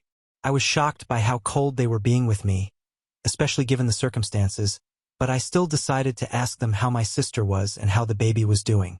And they told me that my sister was fine and so was my niece. They did not ask me how I was, even though I was pretty sure that they had found out that I had been in an accident by then, since my friends had told me that they had texted my parents on every possible platform. When they did not ask me, I decided to offer them that information myself, and I told them that I had been in an accident and I had been trying to reach out to them for the past couple of days to tell them about it. At that point, at least I had hoped for a reaction, but they just told me that they knew that I had been in an accident and my friends had reached out to them and told them about it, and that was it. They did not bother to say anything about it. I got really upset and ended up asking them if they couldn't even be bothered to pretend to care for me. That was when they told me that they had not answered my phone calls and texts on purpose because they didn't want to speak to me since they believed that it was more of a priority for them to be there for my sister while she was giving birth than to be there for me because of an accident that I had caused. I couldn't understand what they were talking about because as far as I knew, I was not the one who had been drunk and it had been the truck driver's fault. But they told me that that's not what they were talking about. They said that I had caused the accident myself by deciding to drive all by myself and that it was really irresponsible of me since it had been quite late at night and I had no reason to go out on a drive. When I told them that I was actually going to drive to the hospital so I could be there for my sister, they told me that it was still quite unnecessary of me to do something like that and I had nobody to blame for the accident but myself. It was really horrible and insensitive of them to say something like that to me, and I got really upset so I ended up hanging up on them without another word. Later on, I found out that when the people who had discovered me on the site of the accident had called 911, my parents had been contacted first, but they had refused to show up and had even requested not to be called about this again. And then the college authorities had been called because I had my ID on me at that point, and that's how my friends found out. So it was even more disappointing for me because even though my parents had been called by emergency services and told that their daughter had been in an accident, they hadn't bothered to show up, and their only response to the whole situation had been to blame me for what happened, even though I was only trying to be there for my sister and the family. After that incident, I realized that even though I had wanted to be there for my family had absolutely no interest in being there for me, because even my sister had not bothered to reach out to me after that. For the past 3 years, I have had no contact with my family because after that incident I really gave up on them. I mean, even before that we had had a normal relationship, but I had always felt like I would always get sidelined by my sister and her priorities, and when I had my accident it was proven to me by my family. Just to be clear, I was not upset that they had not abandoned my sister while she had gone into labor and not come to see me, but I was just upset that even after my sister had given birth, they did not think that it was important to come see me. I didn't even expect my sister to visit me in the hospital because obviously at the time it was impossible for her, but it was not impossible for my parents, and my sister had her fiancé and her in-laws to take care of her. I only had my friends, but I was lucky that I had friends who were good enough to be there for me all along, and they helped me through my recovery. Even the funds for my recovery process and other expenses were all taken care of by them and their parents, and I'm still paying them back, but I'm really grateful with them for everything that they did for me, and I don't think I'll ever be able to pay them back truly. Anyway, even though it has been 3 years since the incident, they have not bothered to ever reach out to me, and many people in the family have questioned why we don't have a relationship anymore. But I have had the courtesy to keep it all to myself so far. I guess we had an unspoken agreement that we could not discuss this with anybody else from the family, and I had stuck to it so far, but they decided to talk about it recently. And one of my aunts reached out to me afterwards because they had been talking about the incident in a way that painted me to be the bad guy. This happened a couple of weeks ago when my parents were hosting a family dinner at their house for a couple of people to celebrate my sister's promotion at work. While they were all together, the topic of my estrangement from them came up, and after a lot of back and forth, my parents finally decided to talk about it after 3 years because they did not think they needed to keep this a secret from the family anymore. But while narrating the story, they changed what happened in the aftermath of my accident. A few facts were true, like I had intended to surprise my sister by driving to the hospital, and on the way I had gotten into a car accident. However, after that, they claimed that they had not been contacted, and they found out about the accident a couple of days after it took place, so a lot of time had already passed by then, and they were too preoccupied with my sister and the baby, so they did not really think about why I hadn't contacted them yet. They also said that when they had finally found out about the accident, the first thing that they'd done was call me up. But I had been really upset with them, so I had refused to speak to them, and that was simply not true. And after that, they had said that they had tried to contact me on several occasions, but I had always rejected their attempts because of that one incident, and eventually even they had given up trying to get in touch with me. Basically, they painted the whole situation to be a misunderstanding and made me look like the villain who had been completely unforgiving towards them for not caring. My aunt, being the good Samaritan that she is, decided to contact me, even though she had been specifically instructed by my parents not to speak to me about this because they did not want to make a big deal out of this. Even though I knew that the real reason they did not want anybody speaking to me about what they had told them was because they did not want me to find out that they had been lying about what really happened back then. Anyway, my aunt contacted me and told me that 3 years had passed since I had spoken to my parents and they really missed me, and I was missing out on the opportunity of being an aunt to my niece, and she knew that she wouldn't miss out on an opportunity like that, so she would encourage me to reach back out to my parents now. I was very confused, so I called her up, and she told me that she knew the real reason why I had not been in touch with my family for so many years, and she told me what my parents had told them. And I was so shocked because they had painted me as the self-centered bad guy and made themselves the victim in the situation, even though it had been the other way around. I was furious when I heard what they had told everybody in the family about what had happened all those years ago, and I decided to speak to my aunt and tell her the truth. I also told her that I was willing to put her in touch with my friends who had covered all my expenses in case she didn't want to believe me, but what I was telling her was the real version of what happened, and it was actually my parents who couldn't care less about me or my accident. They had been contacted, they just did not want to be bothered at the time, and I wasn't even mad at them because they had decided to be there for my sister because she was giving birth, and that was also quite significant. But even after that, when they did not bother to show up for me, that was when I got upset. After I had clarified this to my aunt, even she seemed pretty shocked and apologized to me for doubting me. But I was really thankful that she had decided to speak to me because otherwise I probably never would have found out what my parents were saying behind my back. Now, after my conversation with my aunt, I guess the news of what really happened all those years ago started to spread because lots of people started reaching out to me, telling me that what I did by telling my aunt the truth was necessary because otherwise my parents might have gotten away with lying about what had happened and making me the bad guy in the situation. A lot of people in the family even started to sympathize with me, telling me that what had happened to me was really horrible and that my parents should never have treated me like that. It was unfair and undeserved.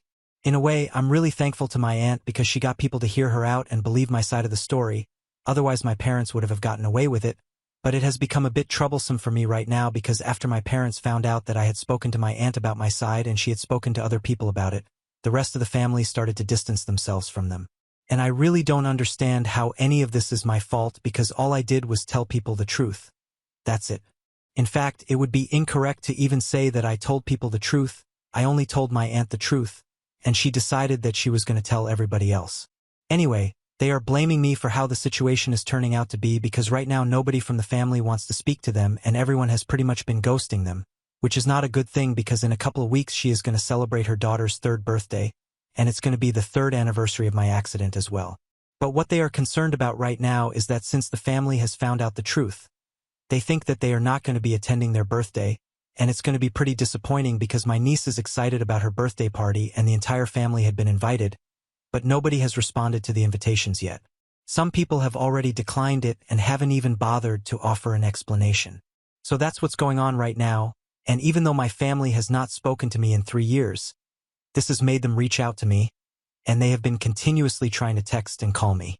I haven't responded to any of their phone calls because I don't think it's important, but most of their messages are along the lines of accusing me of creating the situation on purpose to steal my sister's spotlight. Apparently my parents and even my sister believe that I'm doing this on purpose because I can't stand the fact that they chose to be with my sister while she was giving birth instead of being with me, and this is my way of getting revenge.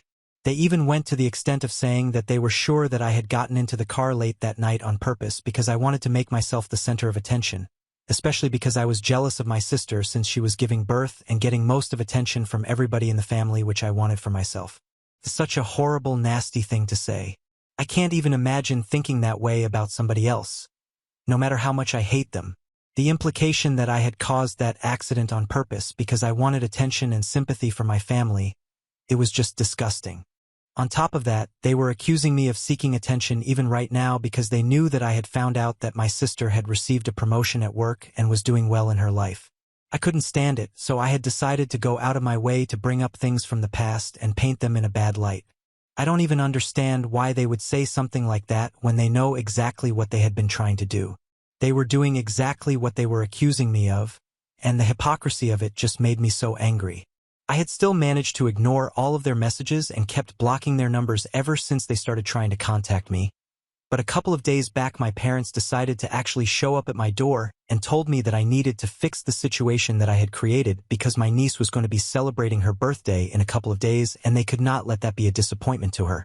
So I had to speak to my aunt and the rest of the family and tell them that whatever I had said was just lies to make my parents look bad. And when they showed up demanding that I do this for them like they were entitled to my help after everything that they had done, that's when I really lost my temper and probably where I might have been the a-hole. When they showed up and started yelling out outside my house, I obviously refused to let them in. When I had told them that if they did not leave I was going to call the cops, I told them that I had no interest in entertaining any of their BS requests, that whatever they were asking of me, it was way too much given what they had done for me, which was absolutely nothing. When the threat of cops did not scare them, I decided to open the door, and I told them that they needed to clear out, and I even had my phone in my hand and had the number dialed. But my dad told me that he was not scared.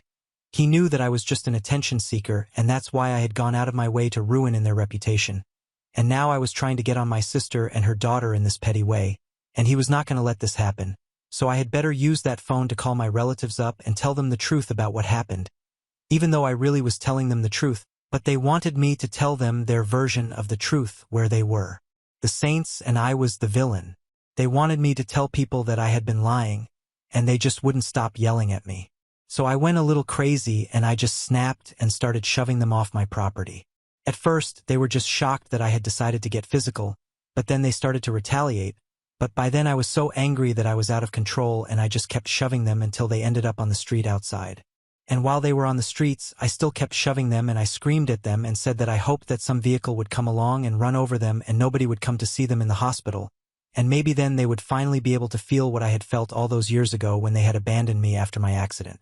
They seemed really shocked by my outburst, and once I was done screaming at them, I decided to go back in and ignore them. Thankfully, they did not bother me after that. But my sister decided to call me later on and told me that what I had done was excessive, and that I shouldn't even have opened the door and just called the cops if I was so upset with them showing up. But what I had done had apparently really traumatized my parents, and she thinks that I owe them an apology. And even I feel really bad for the way I had dealt with the situation so violently because that's really not me. So, am I the a-hole for shoving my parents when they showed up at my house after 3 years of no contact? Edit. So here's the thing, I will tell you guys why it is a big deal for me to be shoving my parents. It's not just the fact that it was a violent and physical outburst, it's also the fact that I a trained MMA fighter. I'm not professional by any means, but I'm still significantly stronger than both my parents, and for me to be getting physical with them, of course it was traumatizing for them because it couldn't have been easy to handle it for them. Apparently, according to my sister, I even ended up bruising them, but that might have been a bit of an exaggeration on her part just to get me to feel sorry for them. Anyway, that's why it's a big deal, and I'm not really sure if I owe them an apology right now or not. My sister is pretty convinced that I do and has told me that she's going to press charges if I don't publicly acknowledge what I had done and tell everyone in the family that I had been lying about what I had said. It feels wrong for her to be threatening me like that, especially when she knows for a fact that what I said was all true. But I have also been standing my ground, and I have told her that if I do end up apologizing, it's going to be because I actually feel sorry and not because I'm scared of what she thinks is going to happen to me after she presses charges. Update 1. So it has been 2 days since I posted here, and after going through the comments and stuff, I have decided not to apologize to my parents, and I have also decided not to interact with my sister if she tries to get in touch with me again because clearly she's just as bad as them. The only reason I had not been against her so far was because she had been nice to me when we were kids, but now I'm pretty sure that she has changed. Thank you so much to everybody who commented on my post and let me know what they feel about the situation. It really means a lot to me, but at this point I'm afraid that I don't think apologizing to my parents will set the right example. They are going to think that they can intimidate me into shutting up, but that's not going to happen anymore. They cannot just get away with everything and expect me to tolerate their behavior. They were the ones who showed up at my door and started to threaten me and refused to go away even when I told them that I was not interested in interacting with them. If my sister decides to press charges, I'm just going to say that I was provoked, and I'm pretty sure that even the punishment for shoving my parents is not going to be very extreme because it's not like they sustained severe injuries and I was just trying to get them off my property. So I meant prepared for everything. But the one thing that I'm not going to be doing at any cost is apologizing to anybody because I'm absolutely not sorry, and that's it. Update 2. So apparently today was supposed to be the day that my sister had that huge birthday bash for her daughter, but unfortunately nobody turned up. I know that for a fact because I spoke to my aunt, and she told me that literally everybody in the family decided to skip the party after hearing what had happened to me all those years ago. It was not even the fact that they had refused to show up and be there for me 3 years back when I had my accident, but it was because even after 3 years had passed, they had decided to lie about what had really happened to make themselves look good and make me the bad guy. That was just not okay with anybody in the family. And I'm really glad that people decided to do the right thing. I got really emotional while speaking to my aunt because she told me that had anybody else known about my accident, they would have shown up to be there for me, but I had decided to keep everything private. In fact, I deactivated all my social media back, and even when anybody would try to reach out to me to talk to me, I would tell them that I was fine, but I never mentioned anything about the accident. So recently a lot of people didn't even know that I had been in such a terrible accident 3 years ago. It was a very dark chapter of my life, not just physically, but because of what I've gone through emotionally, and I don't really want to relive it, but I can't ignore the past either. So while speaking to my aunt about what had happened all those years back, I ended up crying, and I finally got all the emotions off my chest because I had been suppressing it for almost 3 years now. She was very supportive of me and told me that the entire family thinks that I'm really strong for having gone through that all by myself, and told me that now in the future if anything ever happens, I know who to call, and I'm really grateful for the talk that I had with her and also that she bothered to stand by me in the past couple of weeks. Anyway, now that nobody attended the party, I know that my sister and our parents are going to be majorly upset, so I'm just bracing myself for the reaction. To be honest, the only person that I feel bad for in this situation is my niece. I've never met her or had any interaction with her, but I know that having nobody show up on the day of your birthday cannot be easy. I'm sure that her parents will do something to make it up to her, and she's just 3 years old. It's not like she's going to remember this in a couple of years. Update 3. Hey, so it has been 1 week since I last posted an update, and a couple of things have happened since then. The first and most significant one being that my parents have reached out to me. I had blocked them everywhere, so once again they decided to create another email account just so they would be able to talk to me. They sent me an email saying that they do regret how they treated me 3 years back. But honestly at the time they were all just really stressed out because of my sister and her delivery, and they were too caught up with that to pay attention to what I was going through. But now in hindsight, they do agree that they should have at least bothered to come visit me. It was shocking that they were finally agreeing that they had made a mistake, but honestly at this point it doesn't make a difference anymore.